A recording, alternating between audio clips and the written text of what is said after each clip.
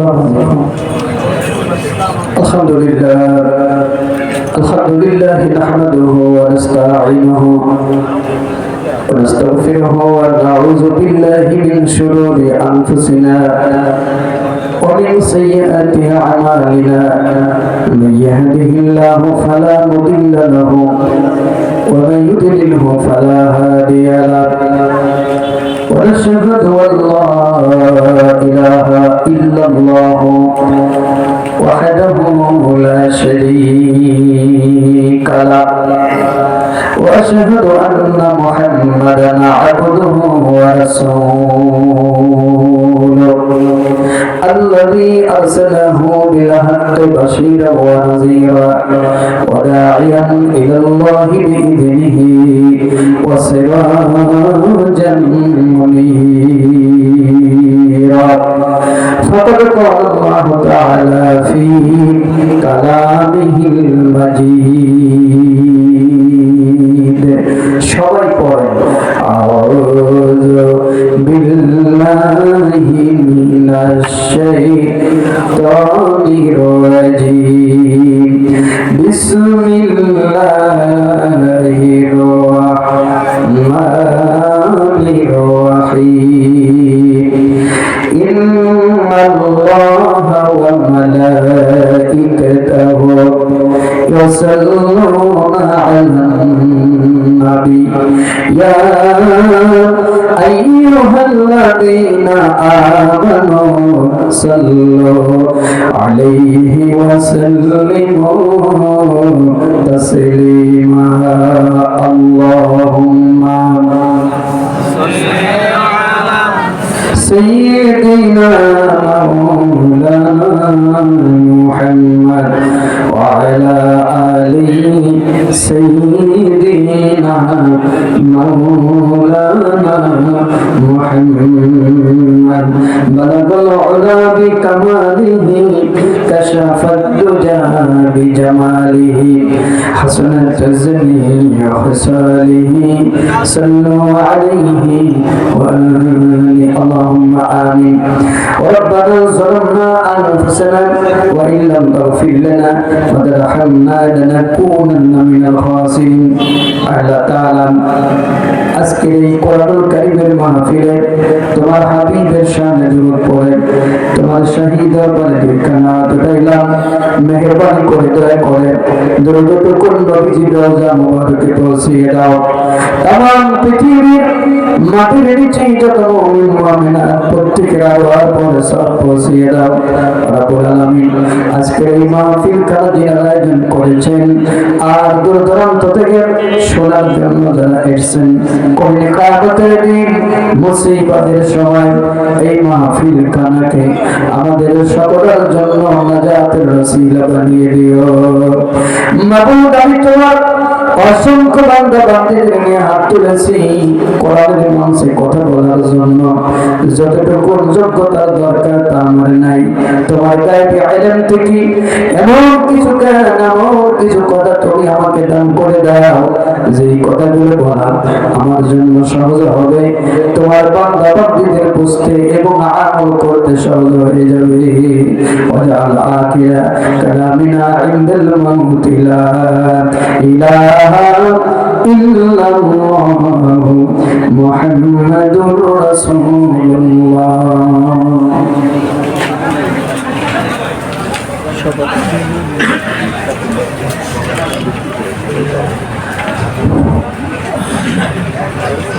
আজকের এই কোরআনুল কারীম মাহফিলের সম্মানিত সুনামধন্য শ্রদ্ধেয় সভাপতি, আজকের মাহফিলের বিশেষ আলোচক জনাব হযরত মাওলানা আরিফ বিল্লাহ সাহেব, হযরত উলামায়ে কেরামগণ, আমার সামনে বসা বিভিন্ন এলাকা থেকে আগত দিনদার পরহেজগার মুসলিম ভাইয়েরা, পর্দার আড়ালের সম্মানিত মা বোনেরা, সে মহান আল্লাহর দরবারে শুকরিয়া যে আল্লাহ মেহেরবানি করে দয়া করে আমাদের সকলকে আজকে এই কোরআনের মাহফিলে উপস্থিত হওয়ার তৌফিক দান করেছেন। আমরা খুশি না বেজার আল্লাহর দরবারে শুকরিয়া আদায় করি। পড়ুন আলহামদুলিল্লাহ।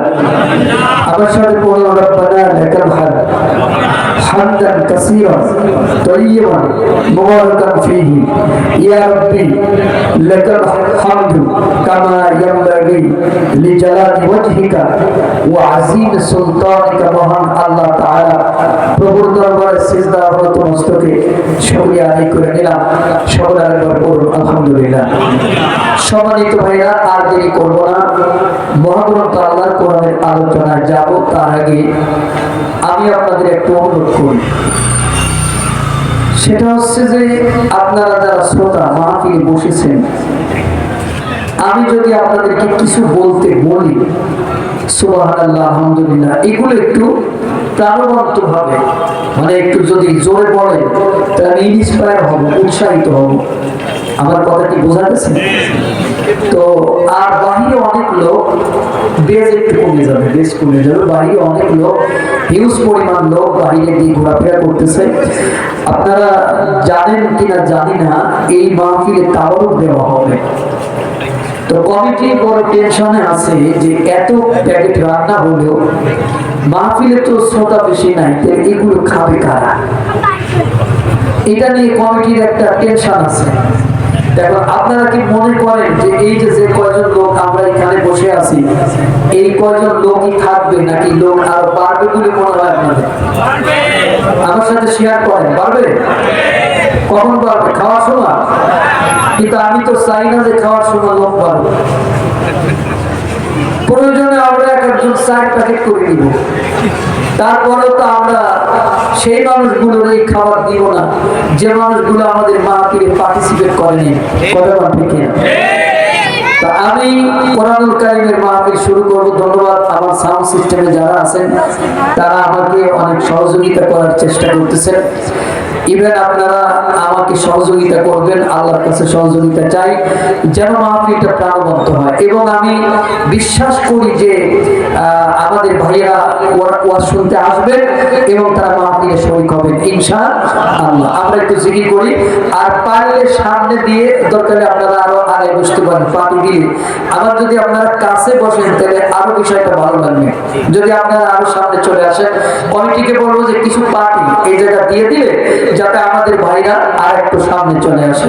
আমরা একটু জিকির করি, লা ইলাহা ইল্লাল্লাহ।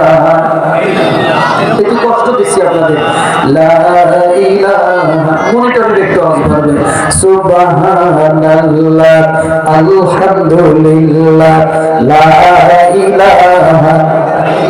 আরেকটু জোরে পড়া যাবে না?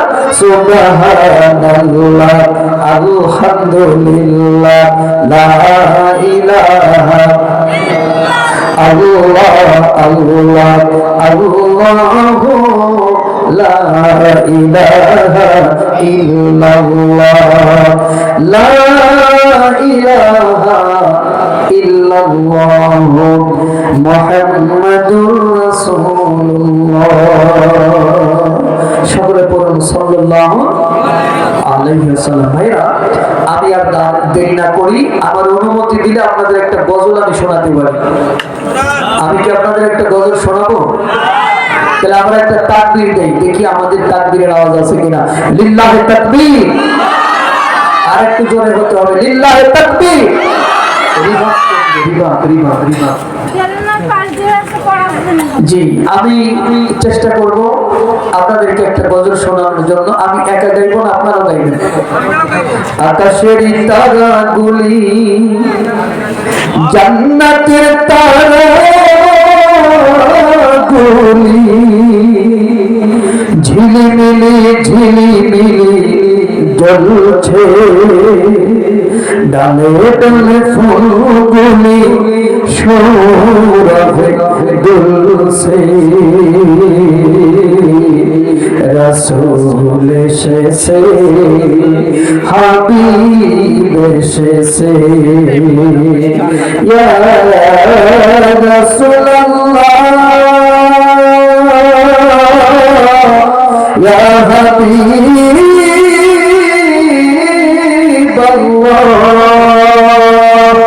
সবাই রাসূল এসেছে হাবিব এসেছে রাসূল এসেছে হাবিব এসেছে একটু জোরে পড়া যাবে না আর চলে আসেন সামনে রাসূল এসেছে হাবিব এসেছে আকাশের তারাগুলি জান্নাতের তারাগুলি আকাশের তারাগুলি জান্নাতের তারাগুলি ঝিলিমিলি ঝিলিমিলি জ্বলছে ডালে ডালে ফুলগুলি সৌরভে দুলছে রাসূল এসেছে হাবিব এসেছে রাসূল এসেছে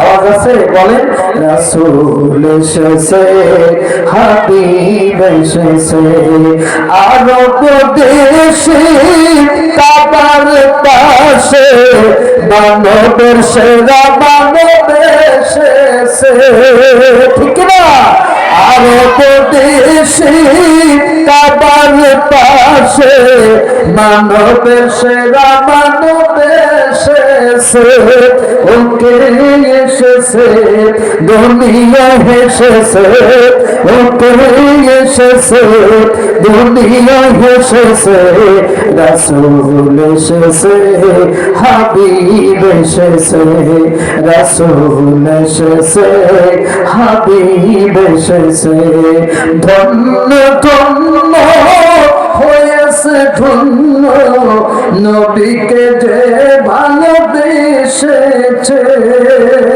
দোজখ হারাম আরাম জান্নাতি যার নাম লিখেছে ওকে এসেছে দুনিয়া এসেছে ওকে এসেছে দুনিয়া এসেছে রাসূল এসেছে হাবিব এসেছে আকাশের তারাগুলি জান্নাতের তারাগুলি আকাশের তারাগুলি জান্নাতের তারাগুলি ঝিলিমিলি ঝিলিমিলি জ্বলছে ডালে ডালে ফুলগুলি সৌরভে দুলছে রাসূল এসেছে হাবিব এসেছে রাসূল এসেছে হাবিব এসেছে রাসূল এসেছে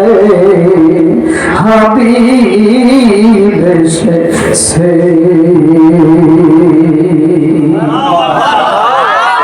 মারহাবা আসতে না জোরে আমি যদি মাঝে মাঝে এভাবে আপনাদের একটা একটা গজল শোনাই কারা কারা বেজার হবে হাত দেখেন আপনারা বেজার হবে বলছি বেজার হবে কারা কারা আমি বলছি যে বেজার হবে কারা আপনি শুধু বেজার হবে তাই আচ্ছা আমরা একজন পাইছি একজন শুধু বেজার হবে মাঝে আমরা একজন পাইছি দুজন বেজার হবে আর খুশি হবেন কারা কারা বলেন তাহলে আমরা বলতে পারি যে হাজার যুক্ত হয়েছে হাজার যুক্ত হয়েছে হাজার যুক্ত হয়েছে মাঝে মাঝে এটা চলে কারণ এটা আমরা বেশি সংখ্যক মানুষের কাছ থেকে আমরা পাইছি কারণ রাসূলের সামনে আল্লাহর সামনে দুই একটি গজল বলা এটা খারাপ কিছু না কথা বোঝা গেছে আর আপনারা ওয়াজ মাহফিল দিয়েছেন আমি আপনাদের তাফসীর করে শোনাবো এই জন্য কোরআন খুলে বসেছি ইনশাআল্লাহ আমার সাথে পড়ে না বিল্লাহি মিনাশ শাইতানির রাজিম বিসমিল্লাহির রাহমানির রাহিম ওয়া হুশিরা লিসুলাইমান জুনুদুহু মিনাল জিন্নি ওয়াল ইনসি ওয়াত তায়রি ফাহুম ইউযাউন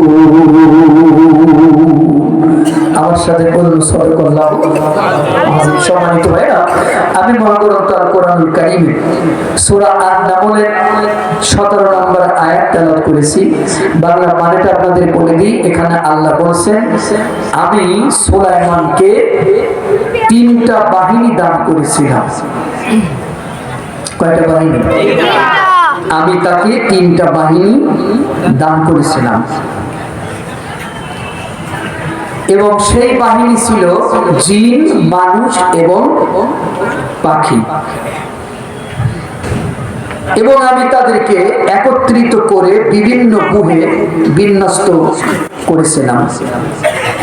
রব্বুল আলামিন এই আয়াত সংক্রান্ত কিছু কথা বলবার তৌফিক আমাকে দেন, সকলকে শুনে বুঝে আমল করবার তৌফিক দেন, বলেন আমিন। যারা ভিতরে বসে খাচ্ছেন এখন খাওয়া যাবে না। আমি যতক্ষণ মঞ্চে থাকবো না আমি খাবো না, আপনারা খাবেন। কোনো খাওয়া চলবে না। আমি এখন অ্যাজ এ টিচার, শিক্ষকের মতো আমার ওয়াজ করি আমি 25 বছর।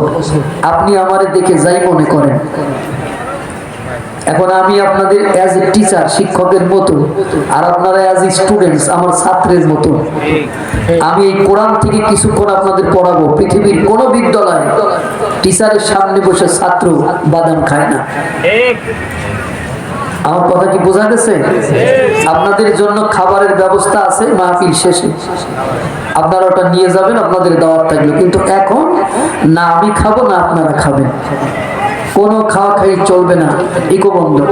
এখন শুধু চলবে কোরআনের আলোচনা, ঠিক আছে? সম্মানিত বন্ধুগণ, তো আল্লাহ রাব্বুল আলামিন বলেন আমি সুলাইমানকে সৈন্যবাহিনী দিলাম। এর থেকে বোঝা যায় যে হযরত সুলাইমান শুধু নবী ছিলেন না, তিনি রাষ্ট্রপ্রধান ছিলেন। সুবহানাল্লাহ। তিনি কি ছিলেন? রাষ্ট্রপ্রধান। তার মানে নবী ছিলেন রাষ্ট্রপ্রধান। তাহলে একজন আলেম কি রাষ্ট্রপ্রধান হতে পারবে? কোনো সমস্যা নেই। অনেকে মনে করেছিল যে আলেমদের কাজ হলো মসজিদ, মাদ্রাসা, গোরস্থান আর এতিমখানা, এগুলো নিয়ে তারা পড়ে থাকবে। কিন্তু একটা আলেম যে রাষ্ট্র পরিচালনা করবে এই চিন্তা অনেকের মাথায় নেই। রাষ্ট্র পরিচালনা আলেমরা করবে না এই চিন্তাটা এদেশের মানুষের অধিকাংশ মানুষের মাথার মধ্যেই ছিল, এখনো আছে। কিন্তু আমি আপনাদের স্পষ্ট করে বলতেছি আগামীতে আলেমরাই দেশ চালাবে ইনশাআল্লাহ। আপনি মানেন আর না মানেন, কারণ এখনো পর্যন্ত আলেমদের প্রতি এই দেশের মানুষের সেই আস্থা এবং ভালোবাসা আছে। এই কারণেই তো তাদের মসজিদের ইমাম বানায় রাখছে। কতক্ষণ ঠিক কিনা? শুধু 200 মানুষের ইমামতি তারা করবে না, এখন প্রতিটা ওয়ার্ডে ওয়ার্ডে, ইউনিয়নে, উপজেলাতে এই ইমামেরা এখন ইমামের সঠিক ইমামের দায়িত্ব পালন করবে। তারা শুধু মসজিদের এই 200 মানুষের ইমাম হবে না। ইমাম মানে লিডার। ইমাম মানে কি? লিডার। তারা সমাজের নেতৃত্ব দিবে এবং সামাজিক কাজ করবে।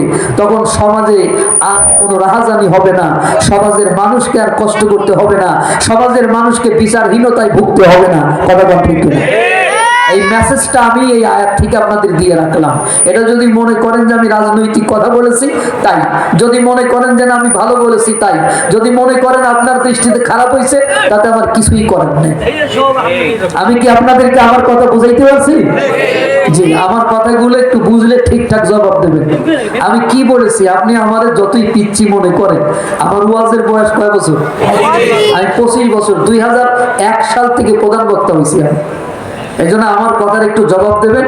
আপনাদের যশোর এমন কোন থানা নাই যে থানার মানুষ আমার চেনে না। শুধু শহরে আমার কোনদিন মাহফিল হয় নাই, এই একটা মাহফিল এই 25 বছর আমি শহরে করতেছি। তা না হলে আপনারাও আমার চিনতেন এবং হারে হারে চিনতেন। আপনাদের যশোর অঞ্চলের যত বক্তা আছে সবাই আমার চেনে। আমার জবাবগুলো একটু ঠিকঠাক মতো দেবেন। কি দিতে পারবেন? আমি যদি চা খাই চা আপনাদেরও দিব ইনশাআল্লাহ। আসেন আলোচনায় যাই। তাহলে আল্লাহ রাব্বুল আলামিন বলেন আমি সুলাইমানকে বিশাল এক সৈন্য বাহিনী দিলাম। সেই বাহিনীতে সৈন্য ছিল 3 প্রকার। আমার দেশে বাহিনী কয়টা? আমি কিন্তু আপনাদের পড়াবো, প্রশ্ন করব। আমার দেশে বাহিনী কয়টা? 3টা। তো এটা আসতে বলেন কয়টা? 3টা। সেনাবাহিনী, নৌবাহিনী, বিমান বাহিনী। আল্লাহ সুলাইমানকে বাহিনী দিলেন কয়টা? 3টা। তাহলে বর্তমান যে বাহিনী বিন্যাস হয়েছে এর সাথে সুলাইমানকে আল্লাহ যে বাহিনী দিয়েছে মিল আছে কিনা? আছে। তাহলে এখন সেনাবাহিনী আছে, তখন সেনাবাহিনী ছিল। এখন নৌবাহিনী আছে, তখনও নৌবাহিনী ছিল। এখন বিমান বাহিনী আছে, তখনও বিমান বাহিনী ছিল। প্রশ্ন প্রশ্ন হচ্ছে তখন তো প্লেন ছিল না, তাহলে বিমান বাহিনী ছিল কারা? আল্লাহ বলেন আমি সুলাইমানকে 3 শ্রেণীর সৈন্য দিছি, জিন, মানুষ, পাখি। জিনেরা যুদ্ধ করত পানির পথে, মানুষেরা যুদ্ধ করত স্থল পথে, আর তখন প্লেন ছিল না, পাখিরা যুদ্ধ করত আকাশ পথে। সুবহানাল্লাহ। পাখিরা কি কখনো যুদ্ধ করেছে? কোন সূরায় আছে? অ্যাবসলিউটলি রাইট, সূরা ফিল। আল্লাহ কি বলেন? আলাম তারা কাইফা ফাআলা রাব্বুকা বিআসহাবিল ফিল। এটা interrogative sentence. Is interrogative sentence, is that sentence, and interrogative sentence is that sentence which asks any question. Allah পাক তার নবীরে প্রশ্ন করতেছে, নবী তুমি কি দেখো নাই আমি হস্তি বাহিনীর সাথে কি আচরণ করেছি? এর টোটালি মানে হলো, নবী তুমি কি ভেবে দেখো না, তুমি কি চিন্তা করো না কোন পদ্ধতিতে যুদ্ধ করে তোমার রব হস্তি বাহিনীকে পরাজিত করেছে? আল্লাহ পাক তার নবীরে প্রশ্ন করতেছে, তুমি কি দেখোনি? রাসূল কিন্তু এটা দেখেন নাই, কারণ রাসূল তখন ছিলেন মায়ের পেটে। রাসূল জন্মের 55 দিন 65 দিন পূর্বে মক্কাতে এই ঘটনা ঘটে। তাহলে রাসূল নিজের এই চোখে কিন্তু দেখে নাই। তাহলে আল্লাহ পাক কেন রাসূলকে বললেন তুমি কি দেখোনি? রাসূলকে প্রশ্ন করা হচ্ছে। এই দেখা মানে হচ্ছে চিন্তা করা, গবেষণা করা, আর এটা ব্রেন দিয়ে দেখা। তুমি কি চিন্তা করো না, তুমি কি গবেষণা করো না কোন পদ্ধতিতে যুদ্ধ করে তোমার রব হস্তি বাহিনীকে পরাজিত করেছে? সেই যুদ্ধের পদ্ধতি কি ছিল?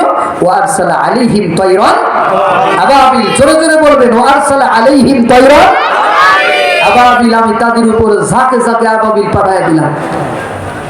পিছনে মাইক আছে, মাইকের আওয়াজ কম পাচ্ছি। আপনারা আমার পর্যাপ্ত হেল্প করতেছেন বুঝতেছি, আরো করেন, কারণ আমার শরীরে কুলায় না প্রতিদিন তো প্রোগ্রাম। তো কি হলো, আপনার আল্লাহ বলেন আবাবিল পাঠালাম। আবাবিল পাখির সাইজ ছিল কতটুকু? ছোট ছোট চড়ুই পাখির মতো। আচ্ছা বাবাজিরা, এখানে অনেক জ্ঞানীরা বসে আছেন, একটু বলেন তো চড়ুই পাখির মুখে কত বড় পাথর থাকতে পারে, যে পাথর মারলে একটা হাতি শুধু মরবে না, মাটির সাথে ঘাস যেমন মিশে যায়, গরুতে খাইলে ওরকম মিশে যাবে। সরিষার দানার মতো একটা পাথরে হাতির কি টের পাওয়ার কথা? হাতি এমন একটা প্রাণী, ওরে গায়ে মারলে টের পায় না, এই জন্য উপরে মাথা থেকে লোহা দিয়ে ঠন ঠন করে মাথায় বাড়ি মারে, কারণ ওর শরীরে মারলেও কি পায় না, ও টের পায় না, ওর চামড়া এত মোটা। মানে এক গন্ডার শুয়ে আছে, কাঠ বিড়ালি তার উপর দিয়ে দৌড়ে গেছে, তো গন্ডার 7 দিন পরে চুলকাচ্ছে। কাঠবিড়ালি বললো, মামু 7 দিন আগে দৌড়াই গেলাম, 7 দিন পরে চুলকাইলি কেন? বললো, আমার চামড়া এত মোটা, আমি 7 দিন পরে বুঝছি যে তুমি আমার উপর দিয়ে গেছো। তো গন্ডারের চামড়া যদি এত মোটা হয়, তাহলে হাতির চামড়া আরো মোটা। কতক্ষণ ঠিক কিনা? কারণ হাতিরে মারে কোথায়? মাথায় মারে, লোহা দিয়ে ঠন ঠন করে বাড়ি মারে। তা না হলে হাতি বোঝে না, ওর অনুভূতি চামড়ায় নেই। তাহলে আল্লাহ কয় কাসফিন মাকুল, ও হাতি শুধু মরল না, মাটির সাথে মিশে গেল। মাটির সাথে মিশে গেল মানে গরুতে ঘাস খাইলে যেমন ঘাস মাটির সাথে মিশে যায়, ছাগলে ঘাস খাইলে যেমন মিশে যায়, আল্লাহ বলেন উট, হাতি, ঘোড়া যা এনেছিল ওগুলো সব মাটির সাথে মিশে গেল সরিষার দানার মতো পাথরের আঘাতে। এরপরও মুসলমানেরা একবারের জন্য চিন্তা করলো না ওটা কি আসলেই সাধারণ পাথর না হাইড্রোজেন বোমা, অ্যাটম বোমা থেকে এক প্রকার মারাত্মক বোমা।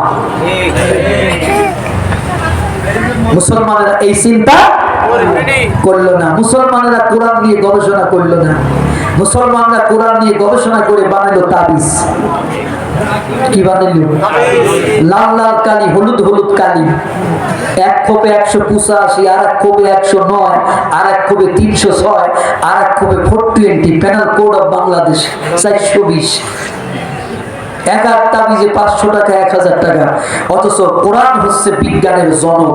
আল্লাহ বলেন আওয়ালাম আওয়ালাম ইয়ারু ইলা তায়রি ফাওকাহুম সাফাতু ওয়া ইয়াকবিদনা মা ইমসিকুহুন্না ইল্লা রহমান। ওরা কি দেখে না একটা পাখি আকাশের মধ্যে কেমনে ডানা মেলে উড়ে বেড়ায়? এই দেখা মানে তোমার চোখ দিয়ে দেখতে বলা হয় নাই। আল্লাহ বলেছে ওরা কি জ্ঞান দিয়ে গবেষণা করে না একটা পাখি আকাশের মধ্যে কেমনে উড়ে বেড়ায়? এই যে পাখি কেমনে উড়ে বেড়ায় এইটা গবেষণা করে রাইট ব্রাদার্স প্লেন বানালো, পাখি উঠতে পারে। পারে, আমরা কেন উঠতে পারি না? অথচ মুসলমানেরা বানাইতে পারলো না, কারণ মুসলমানরা পাখি উড়া দেখেছে এই সামনের দুই চোখ দিয়ে, আর খ্রিস্টানরা পাখি উড়া দেখেছে ব্রেন দিয়ে। আরো আসতে পার ঠিক।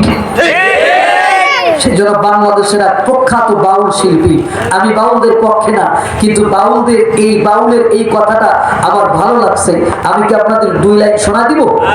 যদি আমার 2 ভাই বলেছে যে আপনারা শুনতে চায় না, তবে আপনাদের ভালো লাগবে এই 2 লাইন, আপনারা একটু শোনেন। সে কি বলতেছে? সে বলতেছে, কোরআন পড়ে কেউ হইল জ্ঞানী, কোরআন পড়ে কেউ হইল জ্ঞানী, কেউ শিখিল ভিক্ষা করা, আধ্যাত্মিক ইশারা, এ বড় আধ্যাত্মিক ইশারা।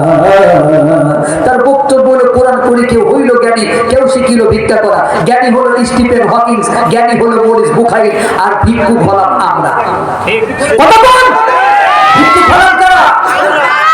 বাড়িতে আমরা ঘুরে বেড়াচ্ছি দান সৎকা উঠানোর জন্য। এতই কেউ লাগবে না হালকা। সে বলতেছে, আমরা বাংলার মুসলমান, সকাল সন্ধ্যা পড়ি কোরআন, গবেষণার নাই কোনো জ্ঞান, এই ভব মাঝারে, এই ভব মাঝারে। ভালো করে শোনেন, আমরা বাংলার মুসলমান, সকাল সন্ধ্যা পড়ি কোরআন, গবেষণার নাই কোনো জ্ঞান, এই ভব মাঝারে, এই ভব মাঝারে। নজরানা কয় খতম দিয়ে ওর নেকির পাল্লা গেছে ভরে। নজরানা খতম বোঝেন? বিসমিল্লাহির রহমানির রহিম, আলহামদুলিল্লাহি রাব্বিল আলামিন, আর রহমানির রহিম, মালিকি ইয়াউমিদ্দিন, ইয়াকা না'বুদু ওয়া ইয়্যাকা নাস্তাঈন। বাপ মরে গেছে 40 খতম। বাপ কোরআন পড়া জানতো কয় না, তাহলে খতম দিল কারা? মাদ্রাসার ছেলেরা। তো তোমার বাপ কোরআন পড়া জানতো না, মাদ্রাসার ছেলেরা খতম দিলে তোমার বাপের উপকার কি? কথা বলেন। তোমার বাপ তো কোরআন পড়া জানতো না, পড়ে তো মাদ্রাসার ছাত্ররা, তোমার বাপের কল্যাণ কি? কোন মানুষ যদি মরে যায়, তার শরীরের মধ্যে ইনজেকশন পুশ করা যায়? আস্তে কর, জোরে কর। কোন মানুষ যদি মারা যায়, সে কি একটা ট্যাবলেট খায়? তো মারা গিয়ে তোমার বাপ কোরআন শুনলো কি করে? বলো। নুনাজ্জিলু মিনাল কুরআনি মা হুয়া শিফাউ ওয়া রাহমাতুল লিল মুমিনিন। আমি কোরআনকে নাযিল করেছি শিফা ও রহমা হিসাবে মুমিনদের জন্য। এখানে 2টা পাঠ, শিফা ও রহমা। শিফা হলো দুনিয়াতে, মরে গেলে রহমা। দুনিয়াতে কোরআন যাদের শিফা হলো না, শিফা মানে মেডিসিন, ঔষধ। দুনিয়াতে পৌঁছে থাকতে কোরআন যাদের মেডিসিন হলো না, শিফা হলো না, মরার পরে কোরআন তাদের রহমা হবে না। আমার কথাগুলো কি বোঝা যায়?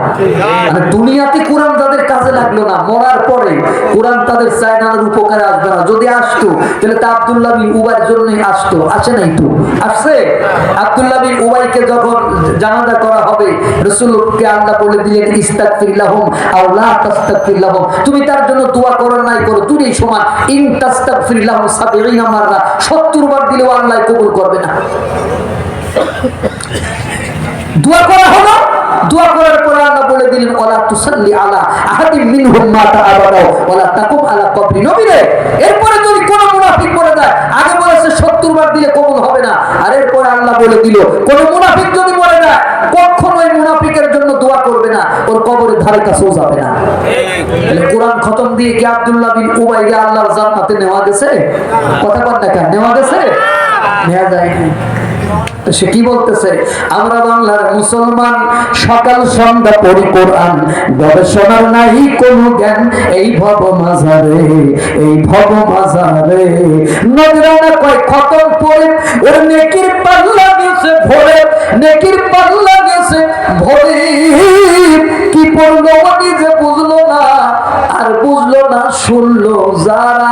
কি পড়লো ইমাম নিজে বোঝে না, আর পিছনে যে কয়টা দাঁড়াইছে সে কয়টাও বোঝে না। এই জন্য নামাজে দেখবেন আমার দেশে অধিকাংশ লোক মশা মারে।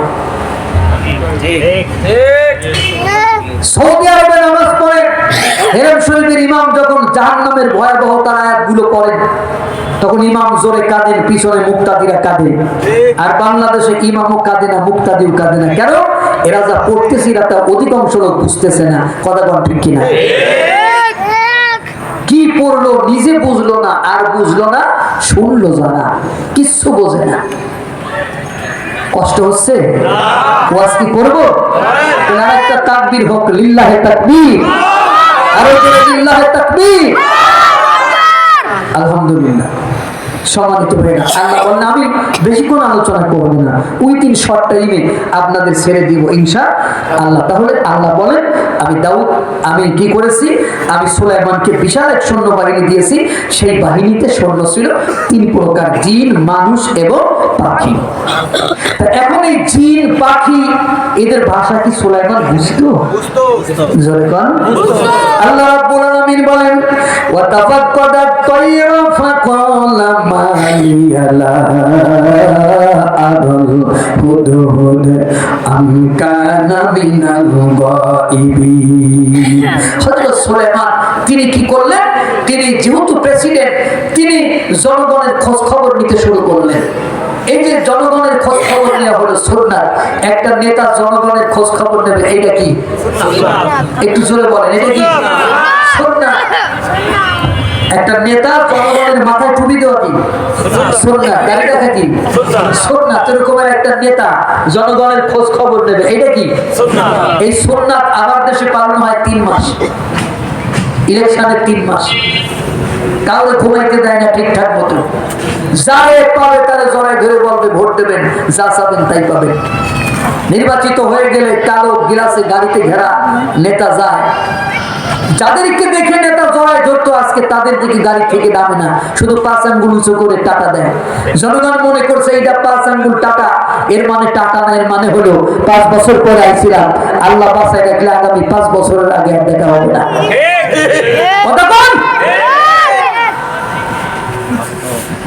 নেতা কেমন হবে, লিডার কেমন হবে? হযরত ওমর মরুভূমির মধ্যে গেছে একটু দেখতে, যে মরুভূমির মধ্যে মানুষগুলো কিভাবে আছে একটু দেখে আসে। অনেক দূরে গেলেন, গিয়ে শুনতে পারলেন একটা তাঁবুর ভিতরে থেকে ছোট ছোট বাচ্চাগুলো কাঁদতেছে। তাঁবুর পর অনেকক্ষণ দাঁড়ালেন, দাঁড়িয়ে তিনি লক্ষ্য করলেন কয়েকটা বাচ্চা কাঁদতেছে, আর একটা মহিলা হাড়ের ভিতরে কি দিয়া জানি নড়াচড়া করে, মনে হচ্ছে মহিলা রান্না করতেছে। ওমর অনেকক্ষণ দাঁড়িয়ে দেখলেন মহিলা রান্নাও হয় না, বাচ্চাগুলোর কান্নাও থামে না। এরপর ওমর ভিতরে ঢুকে ধমকের সুরে বললেন একটু সকাল সকাল রান্না করে বাচ্চাগুলো খেতে দিলে ভালো হয়, এত রাত করছো কেন? মহিলা বললেন আপনি কে? আপনারে তো চিনলাম না, আমরা এই স্টেটের লোক নই, আমরা মদিনার বাইরের মানুষ। সাহায্যের জন্য খলিফার কাছে এসেছিলাম, 3 দিন হয়ে গেল খলিফার দেখা পাই নাই, আমাদের ঘরে কোনো খাবার নাই, আমাদের ঘরে কিচ্ছু নাই, আমার ছোট ছোট বাচ্চাগুলো 3 দিন না খাওয়া। আমি তাদেরকে বুঝাইছি বাবারা এই যে রান্না হয়ে গেল ঘুমাও, আমি তোমাদের খেতে দিব। তারা 2 দিন ঘুমায় গেছে, কিন্তু আজকে আমার বাচ্চাগুলো এত ক্ষুধার্ত, তারা বলেছে মা খেতে না দিলে আমরা ঘুমাবো না। আপনি বলেন আমার হাড়ির মধ্যে পাথর আর পানি ছাড়া কিচ্ছু নাই, আমি আমার বাচ্চাগুলোরে কি খেতে দিব? ওমর একটা দৌড় মারলেন, দৌড় মেরে বাড়িতে এসে বাইতুল মালের রক্ষক আসলামের দিকে বললেন আসলাম বাইতুল মালের দরজাটা খুলে দাও। দরজাটা খুলে দেওয়া হলো, বস্তার মধ্যে তরকারি ঢুকালেন, আটা ঢুকাইয়া বস্তার মুখ বেঁধে নিলেন। আসলামের বললেন আসলাম এই বোঝাটা আমার মাথায় উঠায় নাও। আসলাম বলেন আমিরুল মুমিনিন এত বড় বোঝা বহন করার জন্য আমি আপনার খাদেম আছি, আপনি বহন করবেন কেন? ওমর বললেন আসলাম যেই দৃশ্য দেখে এসেছি আমি যদি নিজের চোখে না দেখতাম তাহলে একটা ব্যাপার ছিল, যে দৃশ্য আমি নিজের চোখে দেখে এসেছি মনে হয় না আমি আল্লাহর জান্নাতে যাইতে পারবো, সুতরাং দেরি করো না, আমার বোঝাটা আমার মাথায় উঠাই দাও। আসলাম বলেন বোঝাটা উঠাই দিলাম। এরপরে ওমর দৌড়াইতে শুরু করলেন। আমি গিয়া দেখলাম একটা তাঁবুর ভিতরে ঢুকলেন, ঢুকে বস্তার মুখ খুললেন, তরকারি বের করে নিজের কাছে রেখে আটা বের করে মহিলার হাতে দিয়ে বললেন মা এই আটা নাও আর রুটি বানাইতে শুরু করো। মহিলা রুটি বানাচ্ছে, ওমর ফারুক তরকারি গুলি কুটে কুটে মহিলার রান্না বান্নায় সহযোগিতা করলেন। রান্না বান্না হয়ে গেল, এবার ওমর মহিলারে বললেন মা এই যে রুটি নাও আর তরকারি নাও, খাওয়া শুরু করো। ওমর ছোট বাচ্চা গুলোর কাছে ডাকলেন, ডেকে তরকারি রুটির ভিতরে ভিজাইয়া বাচ্চা গুলোর মুখের ভিতরে তুলে দিতেছে। মহিলা লক্ষ্য করলেন ওমরের চোখ থেকে পানি গুলি গড়িয়ে গড়িয়ে পড়ে। মহিলা বলেন, কি গো, তুমি গভীর রাতে আমাদের জন্য যা করলে, ওমর খলিফা না হইয়া তুমি খলিফা হলে বেশি ভালো হতো। ওমর বললেন, না গো, আগামীকাল খলিফার দরবারে যাও, দেখি তোমাদের জন্য কিছু করা যায় কিনা। পরের দিন জনগণের ভিড় ফেলে মহিলা যখন খলিফার সামনে দাঁড়ালেন, লক্ষ্য করলেন খলিফার কেউ নাই। রাতের আধারে আগন্তুক ব্যক্তি মহিলার ঘরে যে খাবার পৌঁছে দিয়েছিল, মহিলা জোরহাত করে বললেন, আমিরুল মুমিনিন, রাতের আধারে একটা বেয়াদবিপূর্ণ কথা বলেছি, আপনি আমারে মাফ করে দেন, আমি আপনার চিনতে পারি নাই। ওমর বললেন, মাগো, তুমি উল্টা মাপসে আমার অপরাধী করে দিও না, বরং তোমার ঘরে সময় মতো খাবার পৌঁছাইতে পারি নাই, এই কথা বলে কিয়ামতের ময়দানে তুমি আমাকে আসামির কাঠগড়ায় দাঁড় করাইয়া দিও না। এমন একটা শাসক আমরা বাংলার জমিনে চাই কি চাই না? জোরে বলো। মহিলাদেরকে বলি, মহিলারা পেটে বাচ্চা আসলে অনেক মহিলা বলে, আল্লাহ আমার মেয়ে দাও, আমি নায়িকা বানাবো। অনেক মহিলা বলে, আমার একটা ছেলে দাও, আমি ডিপ জলের মতো একটা ভিলেন বানাবো, আমি নায়ক বানাবো। মহিলাদেরকে বলি, মা, পেটে যখন বাচ্চা আসবে তখন তোমরা দোয়া করবা, দাও খোদা দাও আমায় আবার ওমর দারাজ দিল।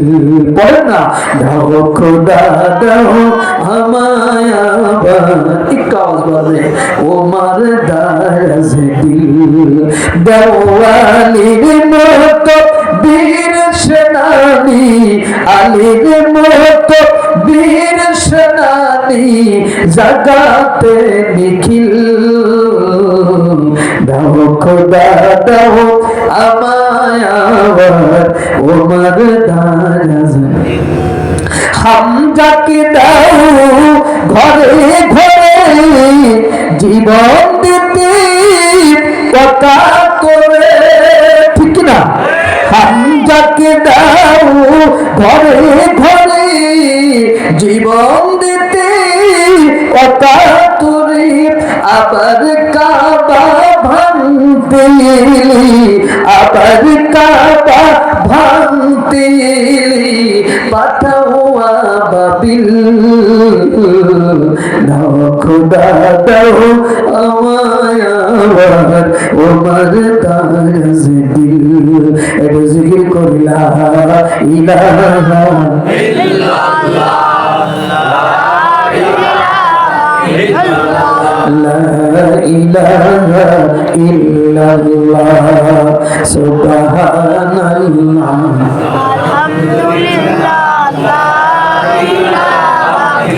লা ইলাহা ইল্লাল্লাহ, লা ইলাহা ইল্লাল্লাহ, লা ইলাহা ইল্লাল্লাহ, মুহাম্মাদুর রাসূলুল্লাহ। ভাইরা, কষ্ট হচ্ছে না তো? আরেকটু আলোচনা করবো? আরেকবার একটু তাকবীর দেই, লিল্লাহি তাকবীর। ভাইজান, আওয়াজ বাড়ছে না কমছে? না, বাড়ছে। বাড়ছে না? বাড়ছে। তার মানে বোঝা যাচ্ছে আপনাদের ভালো লাগতেছে। ভালো না লাগলে আপনারা এই আওয়াজটা করতেন না। তাহলে আমি কি আরেকটু আলোচনা করব? কোরআনের আলোচনা কি ভালো লাগে? প্রতি বছর এমন একটি মাহফিল জায়গা হোক, এটা কি আমরা চাই? কারা কারা চাই একটু আল্লাহর হাত তুলে দেখাই, লিল্লাহি তাকবীর। আল্লাহ, এই হাত তুলে রাখেন, আল্লাহর ক্যামেরা রেকর্ড হবে।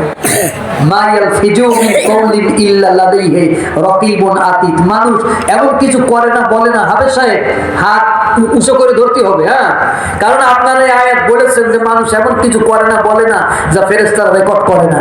এটা ফেরেশতারা রেকর্ড করতেছে, কিয়ামতের মাঠে এটা পেলে করে দেখানো হবে। আল্লাহ আপনাদের এই হাতগুলো এই কোরআনের পক্ষে যে আপনারা সাক্ষী দিয়েছেন, এর জন্য আল্লাহ হয়তো আমাদের নাজাতের ফয়সালা করে দিতে পারে, ঠিক কিনা? আল্লাহ কবুল করুন, জোরে বলুন আমিন। বসে। সম্মানিত ভাইরা, আমাদের অনেক পিছনে আমাদের ভাইরা দাঁড়িয়ে আছেন, তারা বসে নাই, তবে তারা হাত উঁচু করে আমাদের সাড়া দিয়েছে যে তারা এই তাফসীর মাহফিলের পক্ষে। আল্লাহ তাদেরকেও কবুল করে নিন। কনামি তারা একদম তরতাজা যুবক, তারা যদি আমাদের সাথে বসতো তাহলে মাহফিলটা আরো প্রাণবন্ত হতো, ঠিক না? আমি আশা করি যে তাবারক দেওয়ার আগে অন্তত পক্ষে আপনারা বসবেন, কারণ আজকে আমরা নিয়ত করেছি কোনো দাঁড়ানো মানুষকে তাবারক দিব না। আর তাবারক দেওয়ার আধা ঘন্টা আগে আমরা বাস বাঁধিয়ে দিব যাতে কেউ এর ভিতরে ঢুকতে না পারে। আগেই তো বলছি, ওয়াজ শুনবে যারা, তাবারক খাবে তারা, তাবারক পাবে না তারা, ওয়াজ শুনবে না। এই কথা কি ভেজাল আছে না? ঠিক আছে, কথা ঠিক আছে। আপনারা যশোরে, আমিও যশোরে, আমাদের সাবেক জেলা যশোর, মাগুরা যশোরের একটা অংশ না, ভেঙে তো তারপরে মাগুরা হয়েছে নাকি? এই জন্য আমরা আজকে আইন করে দিলাম, আর এখানে কথা বলা যাবে না, বুঝে পড়তে হবে, জায়গা না পেয়ে এখানে বসতে হবে, কোনো আওয়াজ করা যাবে না। তো যাই হোক, আমি খাই নাই, আপনাদের এখনো খাওয়ার সুযোগ আমি দেই নাই, আলোচনা চলতেছে। এখন আল্লাহ বলেন যে সুলাইমান তিনি জনগণের খোঁজ খবর নিতে শুরু করলেন। তিনি পাখিদের খোঁজ খবর নিতে গিয়া দেখলেন সব পাখি আছে, একটা পাখি নাই, তার নাম হলো হুদহুদ। তিনি বললেন আবার কি হলো, আমি হুদহুদকে দেখছি না কেন? এই যে আমার কি হলো, আমি হুদহুদকে দেখছি না কেন? আমি কানা মিনাল গায়বি, নাকি সে অনুপস্থিত? সে যদি অনুপস্থিত হয়ে থাকে তাহলে তাকে খুঁজে নিয়ে আসো, আমি তার কঠিন শাস্তি দেব। সেই শাস্তি হলো আমি তাকে জবাই করে ফেলে দিব। শুধু জবাই করব না, যদি সেটা অনুপস্থিতির সঠিক কারণ আমাকে বলতে পারে, আমি তার মাফ করে দিব। সুবহানাল্লাহ। তাহলে তিনি কি বললেন, আমার কি হলো, আমি হুদহুদকে দেখছি না কেন? মানে আমার চোখের সমস্যা কিনা, যে আমার চোখের পাওয়ার কমে গেছে কিনা, যে আমি হুদহুদকে দেখছি না? তার মানে কারোর যদি বিচার করতে হয়, কেউ যদি কারোর বিচার করে, তাহলে আগে নিজের ভুল দুষ্টুরটি গুলো নিজের শুধরাইতে হবে, তারপরে অন্যের বিচার করতে হবে। কিন্তু আমাদের নিয়ম হলো আমরা নিজেদের দোষটুরটি ধরি না, আমরা অন্যের দোষটুরটি খুঁজে বেড়াই। কথা বল ঠিক কিনা? নিজের চরিত্র ঠিক নাই, নিজের চরিত্র সংশোধন করি না, অন্যের চরিত্র নিয়ে আমরা বেশি ব্যস্ত থাকি। কথা বল ঠিক কিনা? নিজের ছেলে চুরি করে বেড়ায়, নিজের ছেলে ডাকাতি করে বেড়ায়, নিজের ছেলে আপনার কি করে, ফেন্সিডিল খায়, গাঁজা খায়, ইয়াবা খায়, সেগুলো আমরা বলি না, আমরা অন্যের ছেলের দুষ্টুটি খুঁজে বেড়াই। এটা তো হতে পারে না। আগে নিজের দুষ্টুটি বের করে, তারপরে অন্যের বিচার করেন। আমাদের দেশের প্রবণতাটা কি, আমি একটু আপনাদের একটা গল্পের মাধ্যমে বুঝাই, শোনেন। এক এলাকার নিয়ম হলো, কেউ যদি রমজান মাসে রোজা বিনা কারণে ছেড়ে দেয় তার বিচার হবে। ওটা ওই এলাকার একটা আঞ্চলিক বিচার। তো দেখা গেল 27শে রমজানে একটা ছেলে বাজারের উপর দাঁড়িয়ে কলা আর পাউরুটি খাচ্ছে বেলা 12টায়, 27শে রমজানে। তাহলে ওই এলাকার নিয়ম ছিল কি, বিনা কারণে কেউ যদি রোজা ছেড়ে দেয় তার কি হবে? শাস্তি হবে। তো এলাকার ছেলেরা ওরে ধরে নিয়ে ওই এলাকায় যে বিচার করে তার কাছে গেল, গিয়ে বলল যে এই বেটা আজকে 27শে রমজানে বেলা 12টার সময় বাজারের উপর দাঁড়িয়ে কলার পাউরুটি খাচ্ছে, আমরা ওর বিচার চাই। যিনি বিচার করবেন তিনি বলল যে এমন বিচার করব কিয়ামতের আগেও এই এলাকায় আর কেউ রমজান মাসে খাবে না। ওরে ধরে গাছের সাথে শক্ত করে বাঁধো, ততক্ষণ আমি সকালের নাস্তাটা খেয়ে আসি।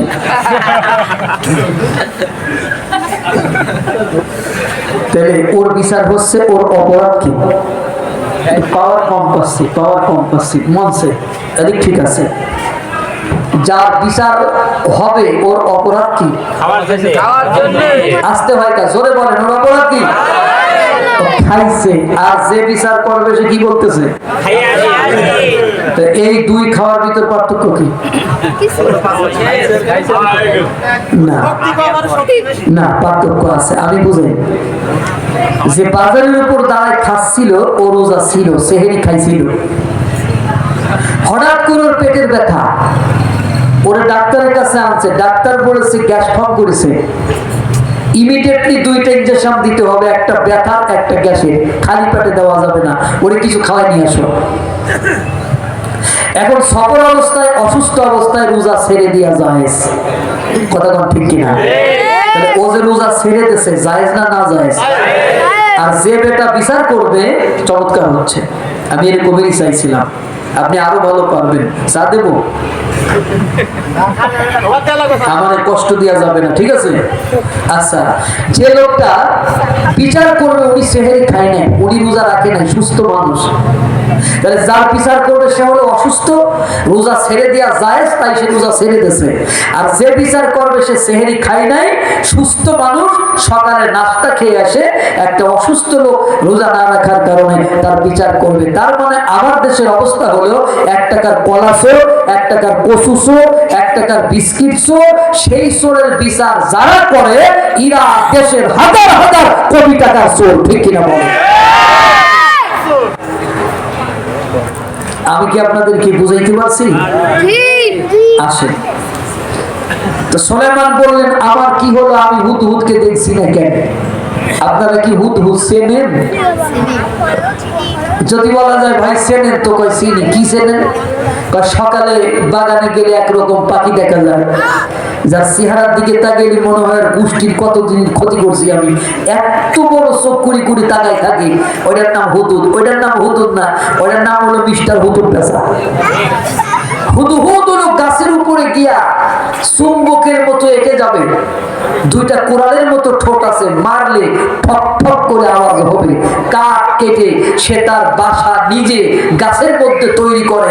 এটা আমাদের মাগুরাতে বলে কাঠ ঠোকরা, আপনাদের যশোরে কি বলে? এইটার নাম কোরআনে হুদহুদ, আর আমি এইটার নাম তুইছি শাহ সুফি হযরত হুদহুদ। এখন আপনারা আমাকে প্রশ্ন করতে পারেন, ভাই একটা পাখির নামের আগে আপনি হযরত লাগালেন কেন? শোনেন, এজন্য লাগালাম কারণ আমার দেশে তো অনেক নাম আছে যে নামগুলোর কাম নাই। যেমন ছেলের নাম রাখছে সম্রাট, ভিক্ষা করে। আচ্ছা আপনারা বলেন, পৃথিবীর কোন সম্রাট জীবনে ভিক্ষা করেছে? কথা কন। তাহলে ও ভিক্ষা করতেছে, ওর বাপে ওর নাম রাখছে কি? সম্রাট। সম্রাট কি ভিক্ষা করে? নামের সাথে কামের মিল আছে? নাই। ছেলের নাম রাখছে ইবাদত, দোকানের নাম ইবাদত স্টোর, মানে বড় ছেলের নামে দোকানের নাম লিখছে ইবাদত স্টোর, মানে ইবাদত বলতে কি দোকান। এখন আপনি যদি গিয়া বলেন ভাই আমি একটু নামাজ পড়বো, তো বলে এখানে নামাজ হয় না, তাহলে আপনি ইবাদত স্টোর লিখছেন, আমার বড় ছেলের নাম। আপনার বড় ছেলে কোথায়? কই যে দাঁড়ায় পিশাব করতেছে দেখেন। তাহলে নামের সাথে কামের মিল আছে? দোকানের নাম লিখছে আলামিন স্টোর, ওজনে কম মালে ভেজাল, তাহলে এই নামের সাথে কামের কোনো মিল আছে? তারপরে ছেলের নাম রাখছে রমজান, রমজান মাসে দাঁড়ায় পানবিড়ি খাচ্ছে রমজান মাসে, এ নামের সাথে কি ওর কামের মিল আছে? নাই। মেয়ের নাম রাখছে মারিয়াম, বুকে উঠনা নাই, রাস্তা দিয়ে ঘুরে বেড়াচ্ছে, নাম কি? মারিয়াম। এই এরা এত সাহস পাইছে কোথায়? মরিয়ামরা বুকে উঠনা না দিয়ে পর্দা না করে ঘুরে বেড়াচ্ছে, এদের কি জান্নাতে যাওয়ার আশা নাই? আসলে ওদের তো টেনশন নেই, ওরা জান্নাতে যাচ্ছে, কারণ বাংলাদেশের হুজুর ওয়াজ করেছে কিয়ামতের ময়দানে নাকি আল্লাহ ডাক দিবে ইয়া মরিয়াম কুম, বলার সাথে সাথে কোটি কোটি মরিয়ামেরা উঠে যাবে। আল্লাহ বলবে কিরে আমি তো তোদের ডাকি নাই, আমি সারমা মারিয়ামের ডাকছি, তোরা উঠলি কে? ওরা বলবে আল্লাহ তুমি কইছি ইয়া মরিয়াম কুম, তাই আমরা উঠে গেছি। আল্লাহ বলবে উঠে যখন গেছিস বসার দরকার নাই, জান্নাতে চলে যা, সব জান্নাতে চলে যাবে। এখন এই জন্য তারা জান্নাতে চলে যাবে, এই জন্য তাদের বুকে উন্না নেওয়ার কোনো প্রয়োজন তারা মনে করতেছে না। কিন্তু এরকমের কিয়ামতের মাঠে কিছুই হবে না, শুধু নাম রাখার কারণে কোন মানুষ কিয়ামতে আল্লাহর জান্নাতে যাবে না। মরিয়মের চরিত্র কেমন ছিল? হযরত মরিয়ম আলাইহিস সালাম গোসল করতেছেন পর্দা করে, তিনি দাঁড়িয়ে দেখলেন পর্দার ভিতরে একটা পুরুষ মানুষ দাঁড়িয়ে আছে। মরিয়ম বললেন তুমি কে? আমি তো তোমার চিনলাম না। আমি ইনকুন্তা তাকিয়া, যদি খোদা ভীরু হও, মুত্তাকি হও, তুমি কাম থেকে বের হয়ে চলে যাও, আমি আমার রহমানের কাছে আশ্রয় চাই তোমার থেকে। ওই লোকটা বলল মরিয়ম আমি দুনিয়ার কোন সাধারণ পুরুষ নই, আমি আল্লাহর প্রেরিত ফেরেশতা জিবরাইল। মরিয়ম বললেন জিবরাইল আমি জানি জিবরাইল নবীদের কাছে যায়, আমি নবীর মা না, আমি নবীর চাচি না, আমি নবীর খালা না, আমি নবীর ফুফু না, আমার কাছে কোন কারণে আসো? জিবরাইল বললেন মরিয়ম আমি জানি জানি তুমি নবী না, নবীর মা না, কিন্তু তুমি শুনে রাখো আবার আল্লাহ আজকের থেকে তোমার নবীর মা বানাবে। সুবহানাল্লাহ। মরিয়ম বলেন আমার তো বিয়ে হয় নাই, মা হবো কেমন করে? তার মানে মরিয়ম ভালো করে জানতো বিয়ে না হলে মা হওয়া যায় না। আমার দেশে অনেক মরিয়ম আছে বিয়ের আগেই তারা মা হয়ে যায়। আস্তে ঠিক আশেপাশে আছে না? না আশেপাশে আছে না?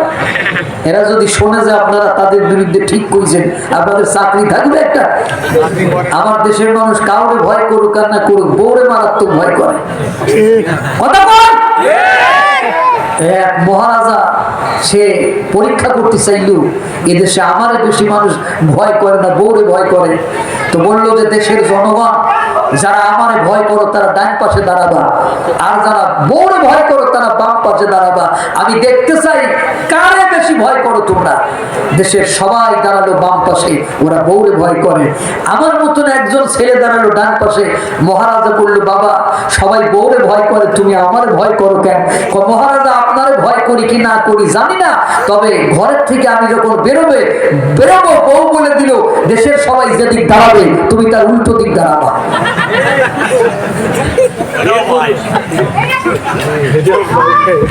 তাহলে এই মরিয়ম গোসল করতেছে পর্দা করে, আর আপনার মরিয়ম রাস্তা দিয়ে ঘুরে বেড়াইতেও পর্দার দরকার হচ্ছে না। এই মরিয়ম মরে গেলে শুধু নাম রাখার কারণে সে কি আল্লাহর জান্নাতে যাবে? আস্তে কনকে ভয় পাইছেন, জোরে কোন যাবে? যাবে না। আর একটু আলোচনা করব, আমরা একটা তাকবীর দেই, লিল্লাহি তাকবীর। আল্লাহ এই মাহফিলকে কিয়ামত পর্যন্ত কবুল করে নিন, জোরে কোন আমিন। তাহলে আমি কি আপনাদের হুদ হুদ চিনাইতে পারছি? আমি কি ক্লাস নেওয়ার মতো আপনাদের ক্লাস নিতেছি কিনা? আচ্ছা, তিনি বললেন যে আমি হুদ হুদকে দেখছি না, কেন খুঁজে আনো হুদ হুদরে। আল্লাহ বলেন খোঁজা লাগলো না, ফামাকাসা গায়রা বাঈদ, অল্প সময়ের মধ্যে হুদ হুদ এসে হাজির হয়ে গেল। হুদুদের কাজটা ছিল কি? আমার দিক তাকাবেন। হুদুদ ছিল ভূতত্ত্ব বিজ্ঞানী। সুলাইমান কোন জায়গা যুদ্ধের জন্য যদি যেতেন হুদহুদকে সাথে নিয়ে যাইতেন। হুদহুদের কাজ ছিল তিনি বলতেন খাওয়ার পানি কোথায় আছে। হুদহুদ একটু মাটি কামড় দিয়ে বলতেন আল্লাহর নবী খাওয়ার পানি খানা আছে, তবে 40 ফিট নিচে আছে। হযরতে সুলাইমান 40 ফিট মাটি জিনদের খুঁজতে বলে পানি বের করে সুলাইমানের সামনে হাজির করে দিতেন। সুবহানাল্লাহ। এটা একটা। আরেকটা হলো আপনার তিনি ছিলেন গোয়েন্দা বাহিনীর হেড। খবর আদান প্রদান করার দায়িত্ব ছিল হুদহুদের। তাহলে সে গুরুত্বপূর্ণ একটা পাখি ছিল না? হুদহুদ পাখি এসে গেল। সুলাইমান বললেন হুদহুদ তুমি উইদাউট পারমিশনে অনুপস্থিত থেকেছ,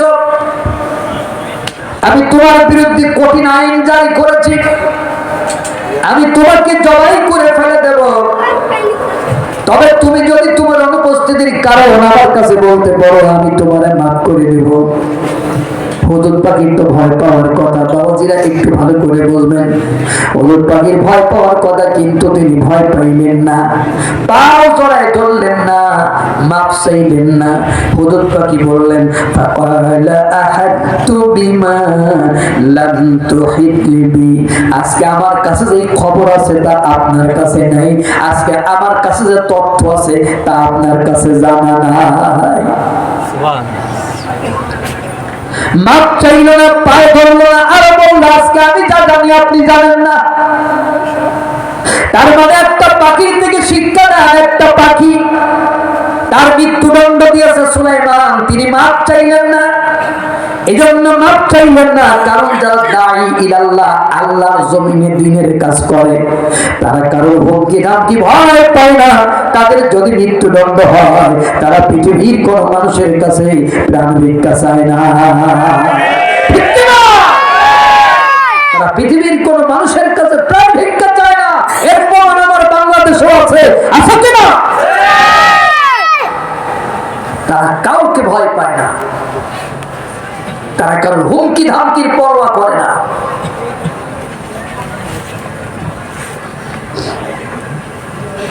আপনাদের এলাকায় কামার বাড়ি আছে? কথা বলেন, কামার বাড়ি আছে? একজন কামার বাড়িতে দা বানাইতে গেছে। দা দা আছে, ওই যে বাঁশ কাটে, গাছ কাটে, এর কি করে? তো গিয়া কামার বাড়ি নাই, কোথায় কর শ্বশুর বাড়ি, আসবে কখন? দুপুরে। তাইলে আসুক, আমি দাটা বানাই নিয়ে যাই। কামার বাড়ি বসে চিড়ে আর মুড়ি কিনে খাচ্ছে গুড় দিয়ে। তো কামার বাড়ির বিড়াল এসে ম্যাও ম্যাও করে ডাকতেছে, মানে আমার কিছু দিয়ে খাও। এখনো বিড়ালকে দেবে না বলে ঠক ঠক করে আওয়াজ করতেছে। বিড়াল কয়, হোয়াট ইজ দিস, ঠক ঠক করো কেন? তো কইলে, আমি তোমার ভয় দিচ্ছি। তো বিড়াল কয় যে এই ঠক ঠক করলে আমি ভয় পাই, এই কথা তোমার কে বলেছে? কয় না, আমার বাড়ি একটা আছে, ঠক ঠক মারলেই তোর মারে। গাধা, ওইটা তোর বাড়ির বিড়াল আর আমি কামার বাড়ির বিড়াল, তুই আমার ঠক ঠকানি দিয়া ভয় দিস? মানে আমি যখন মায়ের পেটে ঢুকেছি তখন এই ঠক ঠকানির ভিতরে ঢুকেছি। আমি মায়ের পেটে বড় হয়েছি ঠক ঠকানির মধ্যে। আমার জন্ম যেদিন হয়েছে সেদিনও ঠক ঠকানি ছিল। আমি কৈশোর, আমার যৌবন, আমার শৈশব কেটেছে এই ঠক ঠকানির ভিতরে। আর হারামখোর, আমি বুড়ো হয়ে গেলাম, তুই আমার ঠক ঠকানি দিয়া ভয় দিস। এই ঠক ঠকানিতে আমি ভয় পাই না। তো যারা আল্লাহর জমিনে দ্বীনের কাজ করে, আল্লাহর কোরআনের রাষ্ট্র কায়েম করতে চায়, তাদেরকে হুমকি ধমকি দিয়ে ভয় দেওয়া যায় না, ঠিক কিনা? তারা কারোর হুমকি ধমকির পরোয়া করে না। এগুলো যারা মানুষের গোলামি করে তারা করতে পারে, আল্লাহর গোলামি যারা করে তারা কারোর ভয় করে না। একটাই কথা, আমার একটি স্বপ্ন পূরণ করো ও গো দয়াময়, তোমার কথা বলতে গিয়ে না পাই যেন ভয়। আমি তোমার কথা বলতে গিয়ে না পাই যেন ভয়। আমি অটল যেন থাকতে পারি আল কোরআনের সাথে, আমি ধৈর্য নিয়ে ডাকতে পারি দিন কায়েমের পথে, ঠিক না? আমার এমন শক্তি সাহস দিও ও গো দয়াময়, তোমার গান গাইতে গিয়ে না পাই যেন ভয়। আমি তোমার কথা বলতে গিয়ে না পাই যেন ভয়। মারহাবা, আসতে না জোরে? এই জন্য আমি বলছিলাম যে মাঝে মাঝে একটু গান গাবো। এখন কি আপনি খুশি হচ্ছেন? এই যে আমার ভাই বলছিল যে শুনবো না, আমার গানগুলো প্রেক্ষাপটের গান, মানে প্রেক্ষাপট না হলে আমি গান গাই না। কথা কি বোঝা গেছে? জি, আলহামদুলিল্লাহ, ওনারা এখন আমাদের দলে চলে আসছে। তার মানে আমি বুঝাই দিতে পারছি যে এই গানগুলো আসলে গান না, এই গানগুলো এক একটা উদাহরণ, ঠিক কিনা? সম্মানিত বন্ধুগণ, আমার আলোচনা কি ভালো লাগে? যে আসেন আবার আলোচনায় যাই। তো মাপ চাইল না, সে কয় যে আজকে আমি যা জানি তা আপনি জানেন না। সুলাইমান রাগ করলেন না, রাগ না করে বললেন, তুমি কি জানো? তুমি আমার বলো। হুদহুদ পাখি বলতে পারতো, কিন্তু বললেন, বলতে পারি, আমার তিনটা শর্ত আছে। কয়টা শর্ত? এমনি তো বললো না, আরো বললো শর্ত আছে। সুলাইমান বললেন, কি শর্ত আছে? হুদহুদ পাখি বললেন, 1 নাম্বার শর্ত, আমার কথা শুনে যদি ভালো লাগে আমার আপনি মাফ করে দেবেন। তার মানে সে মাপ চাইবে না, নিজের যোগ্যতায় মাপ নেবে। আল্লাহু আকবার বলবেন না? মাপ চাইবে না, নিজের যোগ্যতায় মাপ নেবে। বললো যে 1 নম্বর আমাকে মাফ করে দিতে হবে, 2 নম্বর আমার কথা শুনে যদি ভালো লাগে আমার পুরস্কার দিতে হবে, 3 নম্বর শুধু আমার পুরস্কার দিলে হবে না, আমার গোটা জাতি ধরেই দিতে হবে। সুবহানাল্লাহ। জাতির প্রতি তার টান কি, কমিটমেন্ট কি, ওয়াদাটা কি? সে জাতির প্রতিনিধিত্ব করতেছে, সে যা খাবে জাতি ধরে খাবে। আর আমরা একবার ক্ষমতায় যাইতে পারলে নিজের আখের গুছাইয়ে আমরা বিদেশে বাড়ি গাড়ি করি, আমরা আমাদের পিছনের লোকগুলোর খোঁজ খবর নেই না। কথা ঠিক কিনা? এমন লোকদের কি কখনো নেতা বানানো যায়?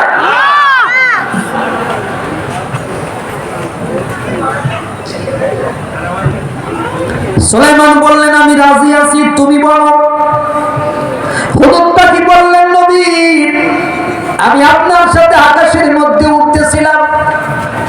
হঠাৎ করে আমার চোখ দুইটা একটা পাহাড়ের উপর চলে গেল। আমি দেখলাম ওই পাহাড়ের উপরে আমার একটা জাত ভাই বসে আছে। জাত ভাই মানে আর একটা হুদু, কথা কন ঠিক কিনা? আমি মনে মনে চিন্তা করলাম আমার জাত ভাই কোন বিপদের মধ্যে পড়লো কিনা, ওখানে একা কি কেন বসে আছে। নবী আমি তার খোঁজ খবর নেওয়ার জন্য তার কাছে যাইতে চাইলাম, কিন্তু যেহেতু আপনার পারমিশন নাই এই জন্য আমি তার কাছে যাইতে পারতেছিলাম না। আবার চিন্তা করলাম আমি যদি আপনার উইদাউট পারমিশনে যাই আবার মৃত্যুদণ্ড হবে। আবার আমি চিন্তা করলাম আমার মৃত্যুদণ্ডের ভয়ে আমার জাত ভাইয়ের খোঁজ খবর আমি নেব না, তা কি হয় নাকি। নবীর আমি সিদ্ধান্ত নিয়ে নিলাম আমার জীবন যায় যা, আমার প্রাণ যায় যা, আমি আমার জাত ভাইয়ের কাছে যাব। ও নবী, আমি সিদ্ধান্ত নিয়ে আমার জাত ভাইয়ের কাছে আমি চলে গেলাম। তাহলে যশোরের মানুষেরা একবার চিন্তা করেন, একটা পাখি যদি তার জাত ভাইয়ের খোঁজ খবর নেওয়ার জন্য নিজের জীবনকে বিপন্ন করে দিতে পারে, নিজের জীবনকে উৎসর্গ করে দিতে পারে, তাহলে আমি মুসলমান হইয়া আর এক মুসলমানের মাথায় বাড়ি মারতে পারি না। কথা তো এক হুজুর আর এক হুজুরের বিরুদ্ধে আমরা ফতোয়া দিতে, কিন্তু আমার দেশে এক হুজুর আর এক হুজুরের বিরুদ্ধে ফতোয়া। আরে গোল টুপি বাতায় দিলি, লম্বা টুপি দিতে পারিস না। লম্বা টুপি ওরা কয়, তুই কি আমার মতো লম্বা টুপি দিতে পারিস না? জুয়াল্লিনের ভুল ধরে, দুয়াল্লিনের ভুল ধরে। এক গ্রুপ বুকে হাত বাঁধে আর এক গ্রুপ নাভিতে হাত বাঁধে, কেউ কাউকে সালাম দেয় না। অথচ হেরেম শরীফে যান 3 গ্রুপে নামাজ পড়ে, একজন হাত এখানে বাঁধে, একজন নাভিতে বাঁধে, একজন মোটেও বাঁধে না। ওখানে কোনো ফতোয়াবাজি নাই। যত ফতোয়াবাজি আমার বাংলাদেশে চলতেছে, আমার বাংলাদেশের আলেমরা যদি এক কাতারে চলে আসে তাহলে এই আলেমদের উপর আর কেউ মাস্তানি করতে পারবে না।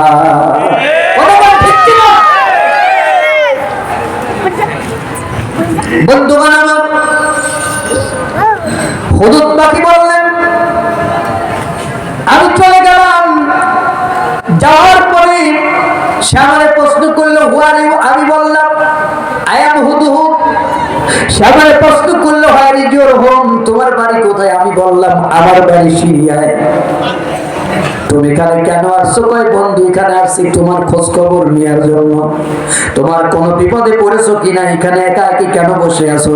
আমিও হুদহুদ, তুমিও হুদহুদ, তোমার বিপদে একটু তোমার পাশে দাঁড়িয়ে আসলাম। বলে বন্ধু আমার কোনো বিপদ নাই, তাহলে তুমি এখানে নিরলায় নির্জনে বসে আছো কেন? কয় এখানে নিরলায় নির্জনে বসে আমি আমার আল্লাহর জিকির করি। আরে জোরে কর, নিরলায় নির্জনে বসে জিকির করে কার? আরো জোরে। আমরা নিরলায় নির্জনে বসে কি করি? কানের ভিতর হেডফোন দিয়ে মমতাজের গান তো আগে মানুষ শুনতো, আর এখন আমাদের ছেলেরা বর্তমান গান শোনে বনের কোকিল ডাকে রে cook cook cook cook cook. কানের ভিতর হেডফোন দিয়ে এখন গান শোনে, সব ভালো তুই একা বাসিস রে, একটু ভালোবাসে দিশি মরি সব।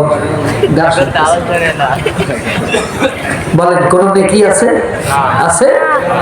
ফ্রি ফায়ার, পাবজি এগুলো খেলতেছে, চ্যাটিং করতেছে, গান শোনেন। আমি গান শুনতে মানা করি না, সেই গান আমাদের আগের মুরব্বীরা কি গান শুনতো?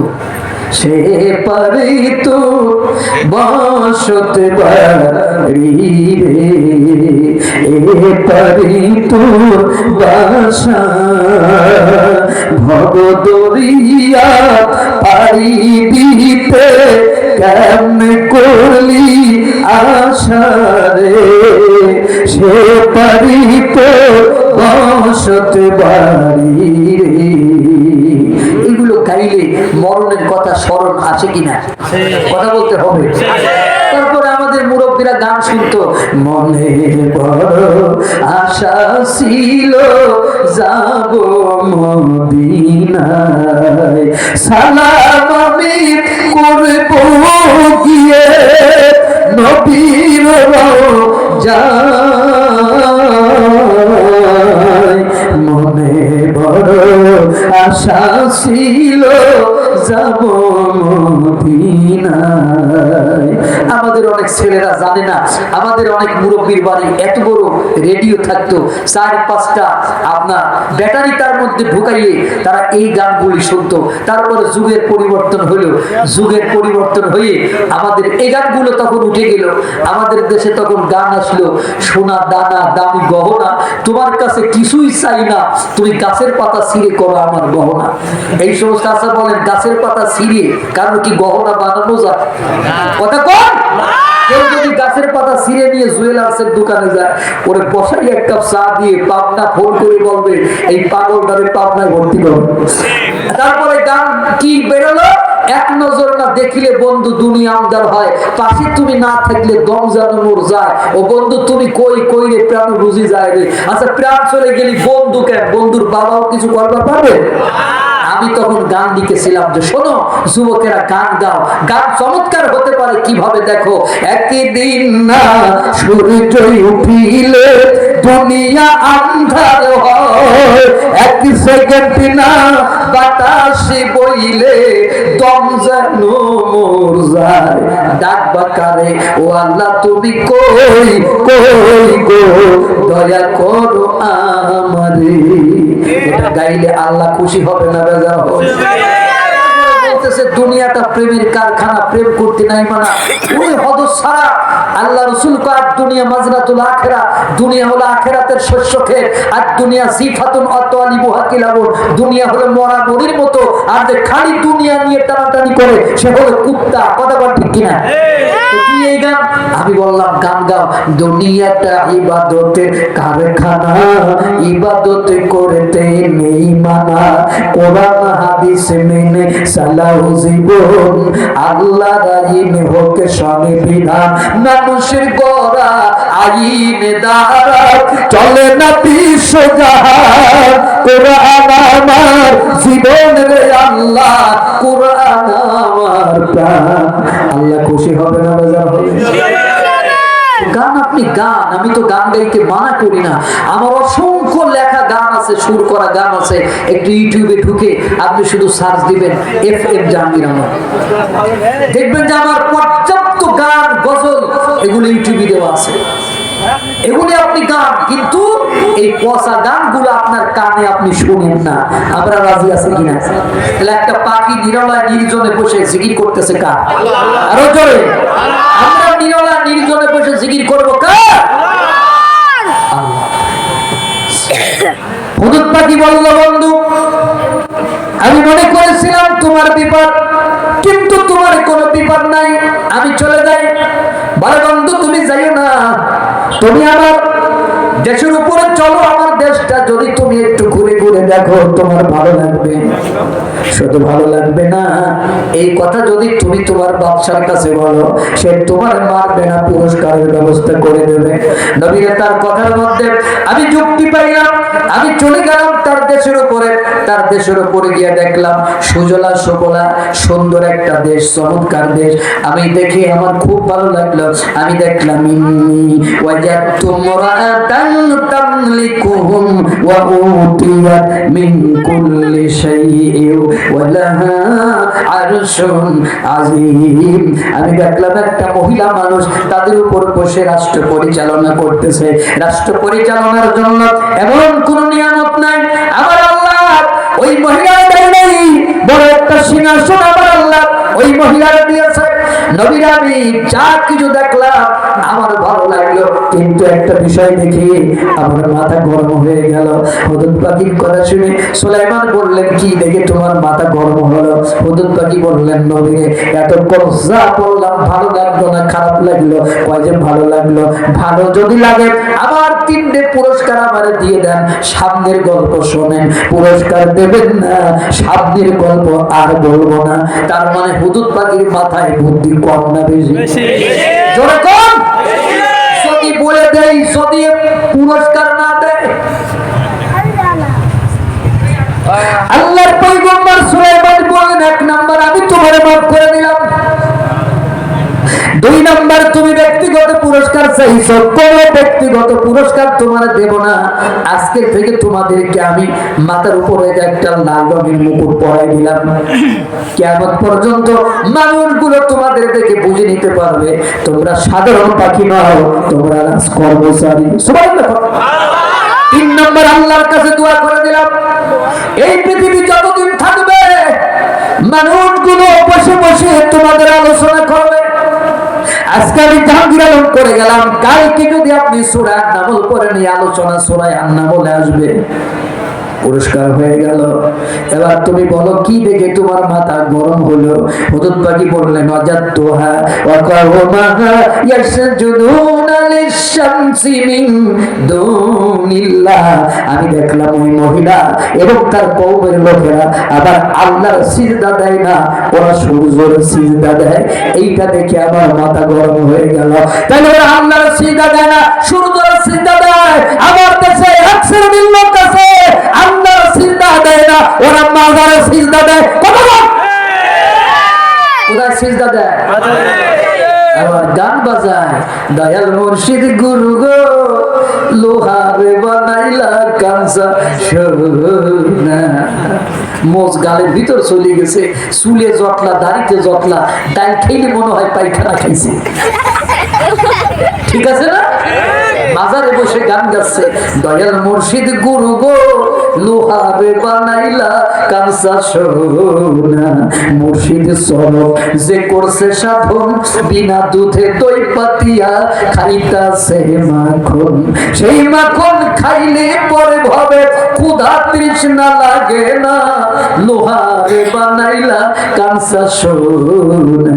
তার মানে গুরুর দরবারে যে যাবে সে কাঁচা সোনা হয়ে যাবে। আসলেই তো কাঁচা সোনা হওয়া যাবে, কিন্তু সেই গুরু হতে হবে, সেই পীর হতে হবে, এমন পীর যেই পীরের দরবারে কোরআন আছে, যেই পীরের দরবারে হাদিস আছে, যেই পীরের দরবারে নামাজ আছে, যেই পীরের দরবারে রোজা আছে, যেই পীরের দরবারে হজ আছে, যেই পীরের দরবারে কুরবানি আছে। সেই পীরের দরবারে যাইতে আমি কাউরে মানে করি না, কিন্তু যার কাছে গাঁজা আছে ওই জায়গা যাওয়া যাবে না। আমার কাছে এক শ্রেণীর লোক হুজুরের বাড়ি যাচ্ছে, এক হাতে বিড়ি আর এক হাতে গরুর দড়ি। এক হাতে গরুর দড়ি আর এক হাতে নাদারে গিয়া সিজদা দিচ্ছে। কষ্ট হচ্ছে না? গলার আওয়াজে তো তাই মনে হচ্ছে যে কষ্ট হচ্ছে। কষ্ট হলে আমি দোয়া করে দিই। আপনাদের মনে হয় দোয়া করলেই ভালো হয়? তাহলে আমরা আরেকটা তাকবীর দেই, লিল্লাহে তাকবীর।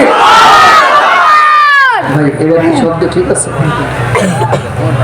মাশাআল্লাহ। তাহলে তো আপনারা শুনতেছেন না, সারা রাত বলা যাবে না।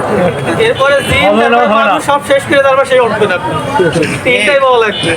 ভালো লাগলে সারা রাত বলতে হবে এমনটা না, প্রয়োজনে আবার দাওয়াত দেবেন, আবার আসবেন, কিন্তু একদিন এসে মরা যাবে না। কারণ আপনাদের একদিন আর আমাদের প্রতিদিন না, আমাদের প্রতিদিন, আপনাদের একদিন। এই জন্য আমি বেশিক্ষণ আলোচনা করব না, আমি খুব তাড়াতাড়ি, তবে আপনাদের ভালো লাগতেছে, এইটা ভালো যে আপনাদের ভালো লাগতেছে, কথা বল ঠিক কিনা? কারণ অনেক হুজুর ওয়াজ করলে তো মানুষ শুনতে চায় না, উঠে চলে যায়। আপনারা যে আমারটা শুনতে চাচ্ছেন, এটা আমার জন্য এক সৌভাগ্যের ব্যাপার। আমি আল্লাহর কাছে শুকরিয়া আদায় করি, আলহামদুলিল্লাহ। তো কি হলো, দেখলাম যে সে এবং তার কওমের লোকেরা সূর্যের সিজদা দিচ্ছে, আল্লাহর সিজদা দেয় না। অথচ আল্লাহ এত নিয়ামত দিল, ওই জায়গায় দাঁড়াইয়া শপথ করে নিলাম, রানী বিলকিস, আমি যতদিন পর্যন্ত তোকে এক আল্লাহর গোলামি করাইতে না পারবো ততদিন ক্ষান্ত হব না। আল্লাহু আকবার বলেন। আল্লাহর পয়গম্বর সুলাইমান বললেন, হুজুর আমি তোমারে পুরস্কার দিয়েছি, গল্প শুনেছি। শুনতেছেন? কথা বলবেন। পুরস্কার দিছি, গল্প শুনছি। কিন্তু ক্বালাত সানানজুরু আসাদাকাতা আম কুনতা মিনাল কাযিবিন। তো তুমি আমার কাছে সত্য বললে না মিথ্যা বললে আমি একটু পরীক্ষা করতে চাই। দেখেন, তুমি আমারে বলেছো, আমি শুনেছি, পুরস্কার চাইছো, দিয়েছি, কিন্তু তুমি যে আমার কাছে এটা সত্য বলছো তার প্রমাণ কি? আমি একটু পরীক্ষা করতে চাই তুমি সত্য বলছো কিনা। হুজুর বললেন কিভাবে পরীক্ষা করবেন? সুলাইমান বললেন ইজহাব বিকিতাবি হাযা, এই যে একটা চিঠি লিখে দিলাম, এই চিঠি নিয়ে তুমি রানী বিলকিসের কাছে যাবা। ফাআলকি ইলাইহিম, এই চিঠি তুমি তাদের উপর সাবমিট করবা। সুম্মা তাওয়াল্লা আনহুম, সেখানে কিছু সময় অবস্থান করবা। এরপরে ফানজুর মাযা ইয়ারজিউন।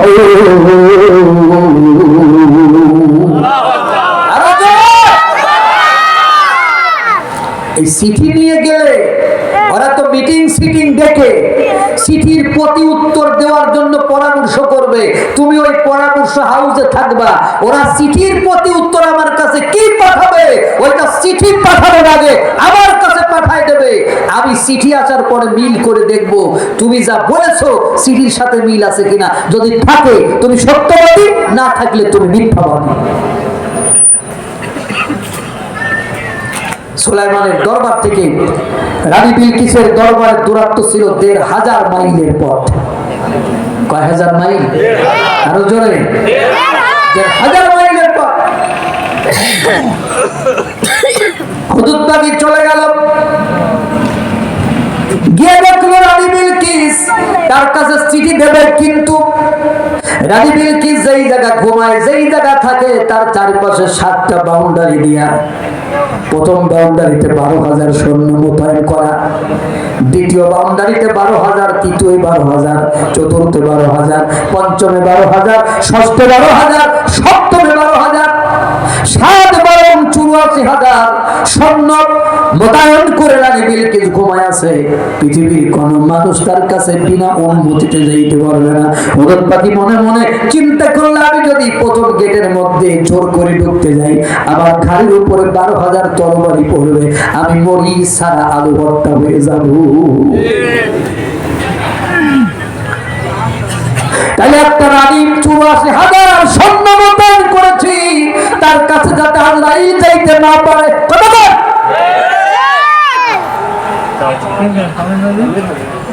বন্দুকের নল দিয়ে কি আজরাইলকে ঠেকানো যায়? ৮৪,০০০ সৈন্য মোতায়েন করেছে। হুজুর পাখি দেখলো রানী বিলকিস যেখানে ঘুমায়, একটা জানালা খোলা, জানালার মধ্যে ঢুকে গেল। ঢুকে গিয়ে দেখলো এখনো পর্যন্ত বিয়ে করে নাই কুমারী মেয়ে, রেস্ট নিতেছে, ঘুমাচ্ছে।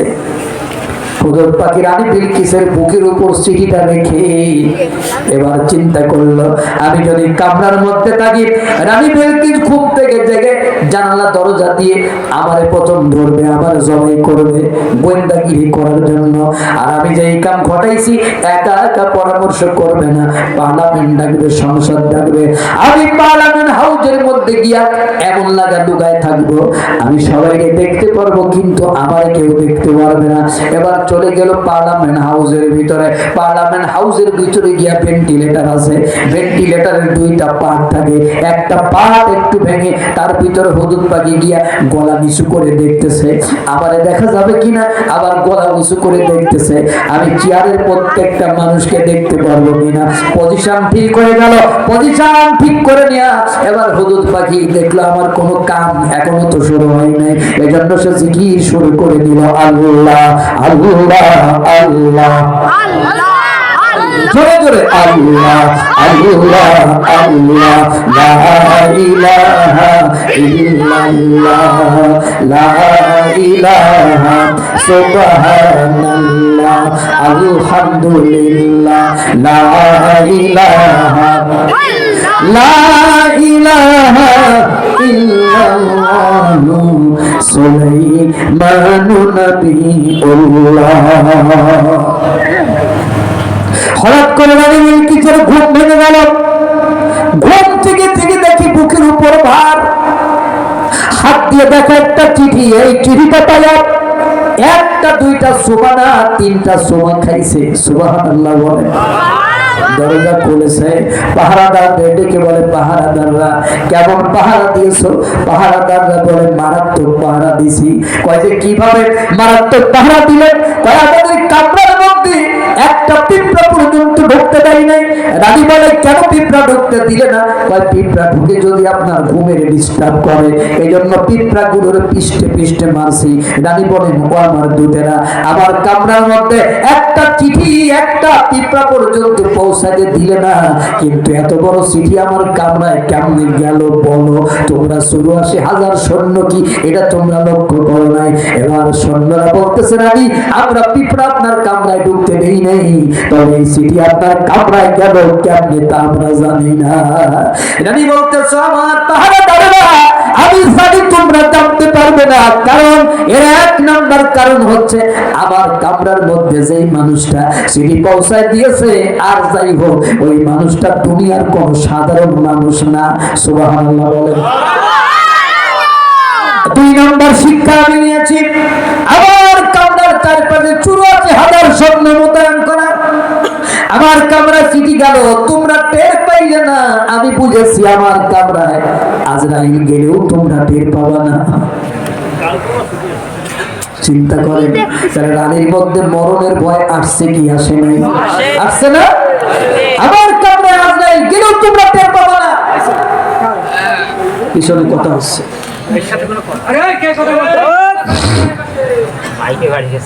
কষ্ট হচ্ছে, আলোচনা করব না? আমি মাঝে মাঝে শুনি, কারণ আমার সময় শেষ হয়ে আসতেছে।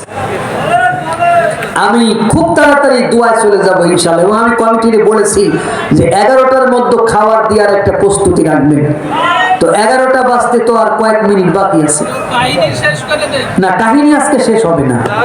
কাহিনী শেষ করার জন্য আমাদের কম করে 3 দিন আমরা যে মাহফিল গুলো করি, 5 দিন ব্যাপী মাহফিল, 5 দিন ধরে আমি তাফসীর করি।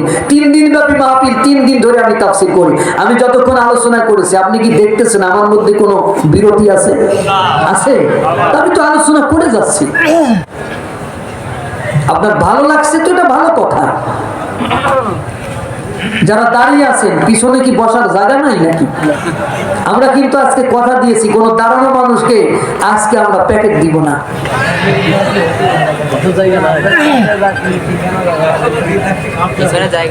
হ্যাঁ, দিন থাকতে সাবধান হয়ে যান, এগুলি কিন্তু ভালো হবি না বলে দিলাম। আপনারা পিছনে দাঁড়ায় বাদাম খাচ্ছেন আর আমরা না খেয়ে আছি এখানে। কি মাহফিল ঠিকঠাক আছে কিনা? আর একটা তাকবীর দেই, লিল্লাহি তাকবীর। আলহামদুলিল্লাহ। এই যে আপনারা যে শুনতেছেন, এটা তার একটা নমুনা যে আপনাদের কণ্ঠের আওয়াজ। প্রথমে কিন্তু আমি যখন মঞ্চে উঠেছি তখন আপনারা বেশি ঠিকঠাক আওয়াজ করেন নাই, তার মানে অনেকে চিন্তা করছিলেন যে এই ছেলে আবার কি ওয়াজ করবে। আমি কষ্ট পাই নাই, কারণ আমার জীবনে এরকমের অনেক হয়েছে। এখন তো আমার একটু দেখতে বড় টরো লাগতেছে, আর 25 বছর আগে আমি কেমন ছিলাম। অনেক কমিটি আমার ওয়াজ না শুনে আমার খাবারই দেয় না। ওয়াজ শুনে তারপরে কইছে যে না, আমরা চিন্তা করছিলাম যে আপনি ওয়াজ পারবেন না, এখন ভালো হয়েছে এই জন্য মুরগি রান্না কেবল শুরু করে দিছি। এই জন্য আপনারা যে প্রথমে ঠিকঠাক আওয়াজ আমাদের দেন নাই, আমি বুঝেছি যে আপনারা আমাকে সেইভাবে, হুজুর কি এরকম হয় নাকি? হুজুরি শরীর স্বাস্থ্য তো একটু মোটা হওয়া দরকার আছে। তো যাই হোক, আসেন আলোচনায় যাই। কোন জায়গায় রাখলাম? মাঝে মাঝে আপনাদেরকে আমি একটু প্রশ্ন করি, কেন? যাতে আমি দেখতেছি যে আপনারা শুনতেছেন কিনা। 11টার মধ্যে প্রস্তুতি রাখতে হবে। না, ওনারা বসুক আর না বসুক, বসা মানুষদের খাবার দিব। আর যারা দাঁড়িয়ে থাকবে যতক্ষণ না বসবে দেবেন না। খাবার রেডি? জি, আলহামদুলিল্লাহ। তাহলে কি আমি আর একটু ওয়াজ করবো না খাবার দিব? ভালো লাগতেছে? আচ্ছা, আসেন আলোচনা যায়। আমি এখন থাকতেছি না, আমি একটু আকর্ষণ বাড়াই নিলাম যে ওরা কি আসলে আমার কথা শুনতে চায় না আমি জোর করে শোনাতে চাচ্ছি।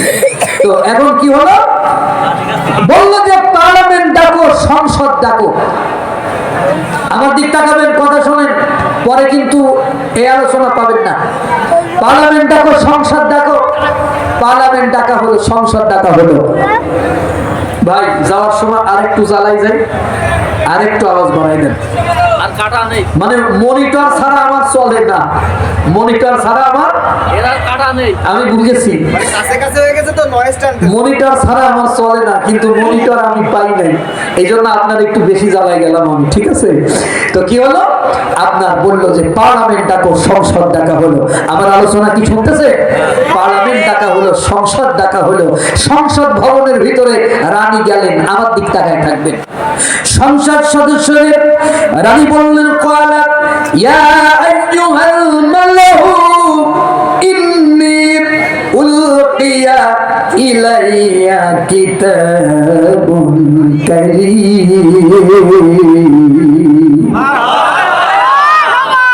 সংসদ সদস্যরা, আমার কাছে একটা চিঠি দেয়া হয়েছে, সম্মানিত চিঠি। খাবার কিন্তু এখনই দিচ্ছি না, ব্যস্ত হওয়ার কিছু নেই, ওয়াজ কেবল শুরু হইল। এগুলো আপনাদের বসানের একটা ফোন দিয়ে আসছিলাম আমি, একদম বসিয়ে গল্প শুরু করে দিয়েছেন যে খাবার মনে হয় হুজুর এখনই দেবে, এত তাড়াতাড়ি হবি না নেই। বসার কথা শোনেন, বললো যে আমার সংসদ সদস্যরা, আমার কাছে একটা চিঠি দেওয়া হয়েছে, সম্মানিত চিঠি। কি চিঠি? কি চিঠি? হ্যাঁ, এক রাজার প্রতি এক রানীর সম্মান, সম্মানিত চিঠি। আর আমাদের এক রাজনীতিবিদ আর এক রাজনীতিবিদরে গালি না দিয়ে ভাত খায় না, কথা কন। কত বড় রাজনীতিবিদ হয়েছে চিন্তা করেন আপনি। আর রাজনীতি কোরআন থেকে শেখে। রানী বিলকিস, তার কাছে এক রাজা সুলাইমান চিঠি পাঠাইছে, সে বললেন আমার কাছে এক চিঠি এসেছে, সম্মানিত চিঠি। তাহলে নেতার প্রতি নেতার সম্মান থাকবে না, কথা বলেন নাকি? সম্মান থাকবে না? আর আমাদের রাজনীতি হলো বিরোধী দলের লোকগুলোর শুধু জেলখানায় ঢোকাবো, কারোর প্রতি কারোর কোনো সম্মান নাই। কথা বলা যাবে না, কিন্তু আমি বলছি যে খাবার এখন দিচ্ছি না। আওয়াজ, আলোচনা শোনেন, আলোচনা আরো অনেকক্ষণ চলবে।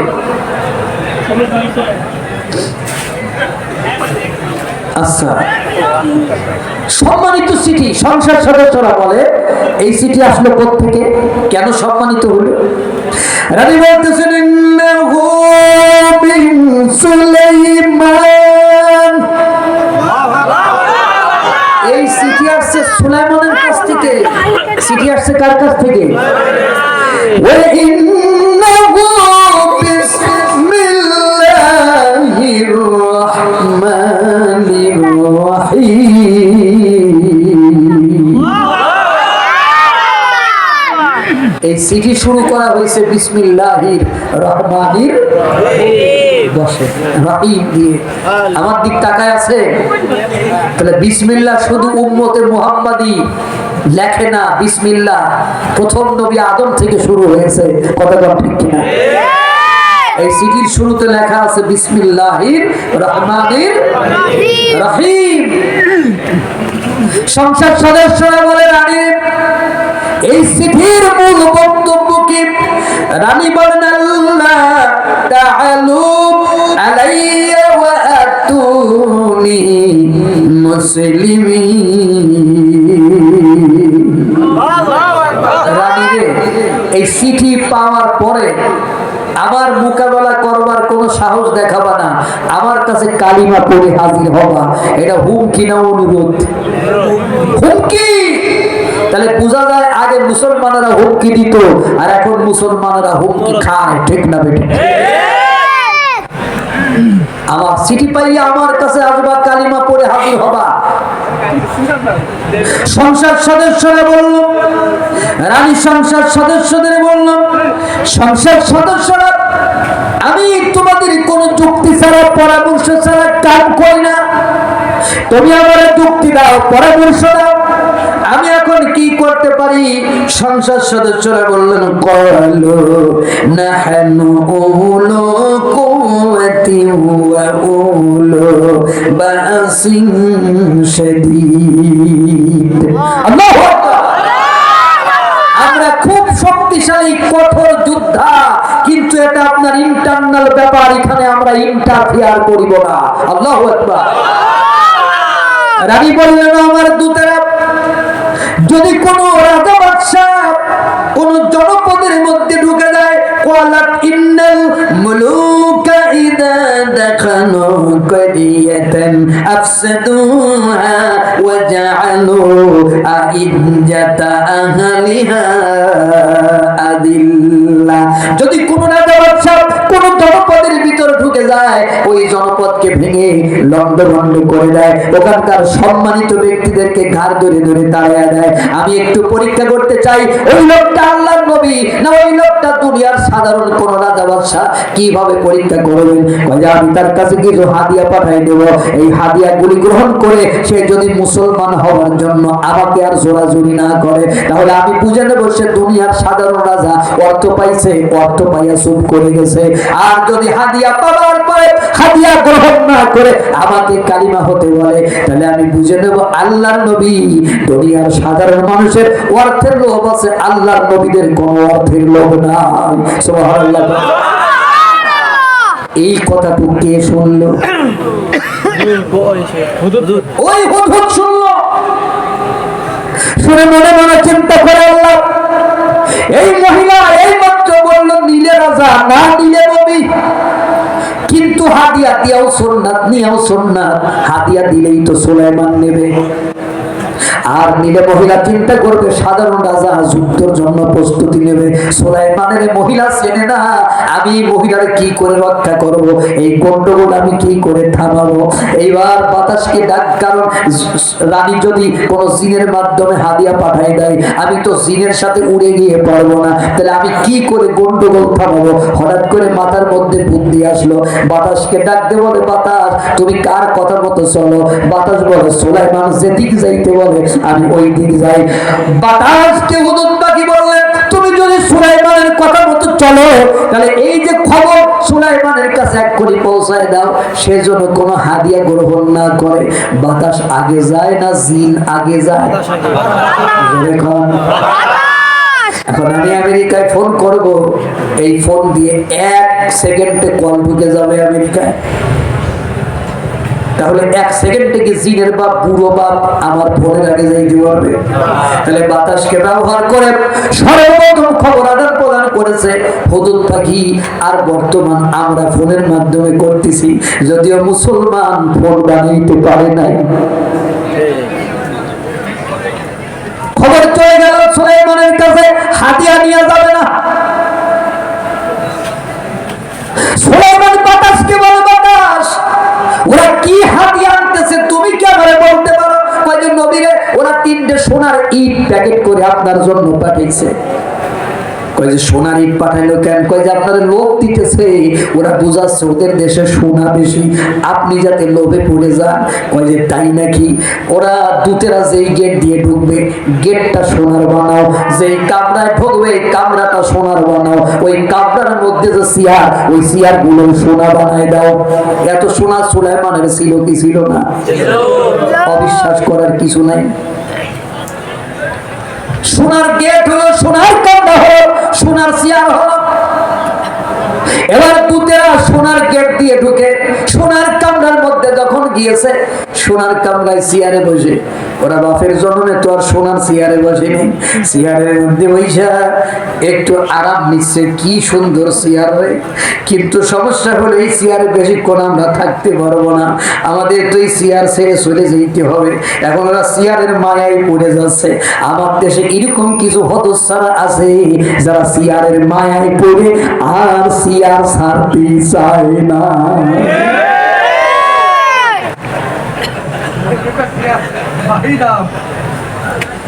কষ্ট হচ্ছে নাকি? একজন বলল, আরে চেয়ার নিয়ে টানাটানি করিস, সারা তো শোনা তার 3 জায়গা বিল্ডিং এর 3 পাশে ফাঁকা কেন? তাই তো আমাদের কাছে ইট পাইখান কয় 3 খান একটু লাগাই দেখ 3 জায়গা লাগে কিনা। এবার 3টা ইট নিয়ে ওই জায়গা লাগাই, দেখে এক চুল ফাঁকা নাই। এই 3টা ইটই লাগবে এই 3 জায়গা বন্ধ করার জন্য। এখন একজন আরেকজনের বলে, বন্ধু আমরা ইট আনার আগে আমাদের ইটের সাইজ এরা মাপলো কি করে? এখন যদি এই ইট আমরা নিয়ে আসছি, এই খবর সুলাইমান পেয়ে গেছে, আল্লাহু আকবার বলেন। এখন এই ইট যদি আমরা সুলাইমানের সামনে নিয়ে যাই, সুলাইমানের কোন লোকেরা যদি বলে ও আমাদের রাজা আমাদের কামরা থেকে এই 3টা খুলে নিয়ে আসছে, বিশ্বাস না হলে 3টা লাগাই দেখেন মেলে কিনা। আমরা ধরা পড়ে যাব, আমরা চোর সাব্যস্ত হব। এরপরেও তারা সুলাইমানের কাছে গেল। সুলাইমানের কাছে যাওয়ার পরে সুলাইমান বললেন, ইরজি ইলাইহিম, এগুলো নিয়ে তোমরা ফিরে চলে যাও তোমাদের রানীর কাছে। তোমাদের রানীরে গিয়ে বলবো, সে যদি কালিমা পড়ে আমার কাছে হাজির না হয়, আমি তার বিরুদ্ধে এমন সৈন্য বাহিনী পাঠাবো যার মোকাবেলা করবার ক্ষমতা আসমানের নিচে জমিনের উপরে আল্লাহ ছাড়া কেউ নাই। এবার দূতেরা চলে গেল, গিয়ে দূতেদের কাছে রানী বলল, দূতেরা কি দেখলে তোমরা আমারে বলো। দূতেরা বলল, দেখা দেখি বাদ দেন, আগে কালিমা পড়েন।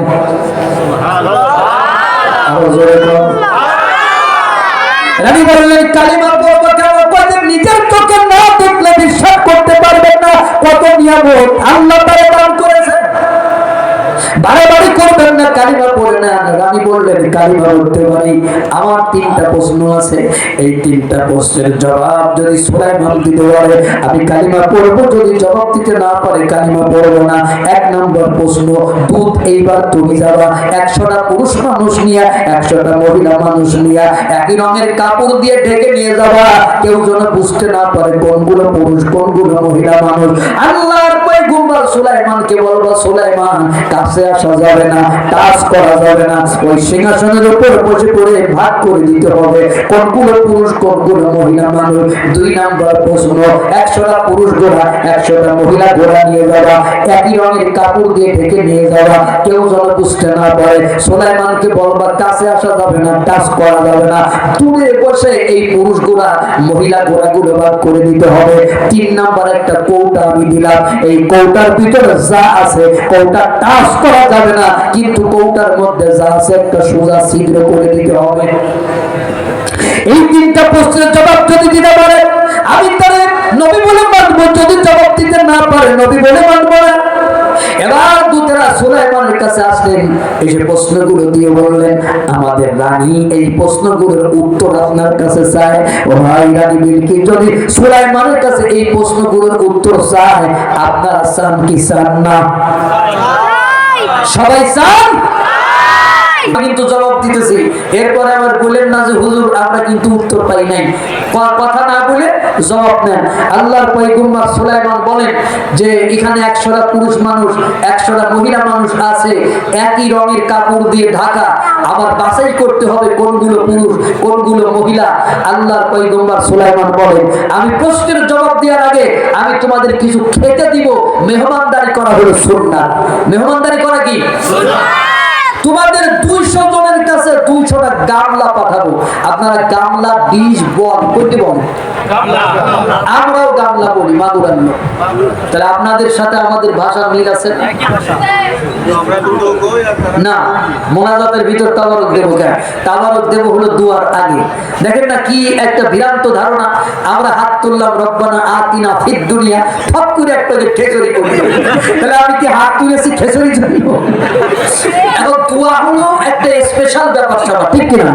দোয়ার মধ্যে মানুষ কাঁদবে, দোয়ার মধ্যে মানুষের আবেগ অনুভূতি থাকবে। সেই একজন খেচড়ি কেউ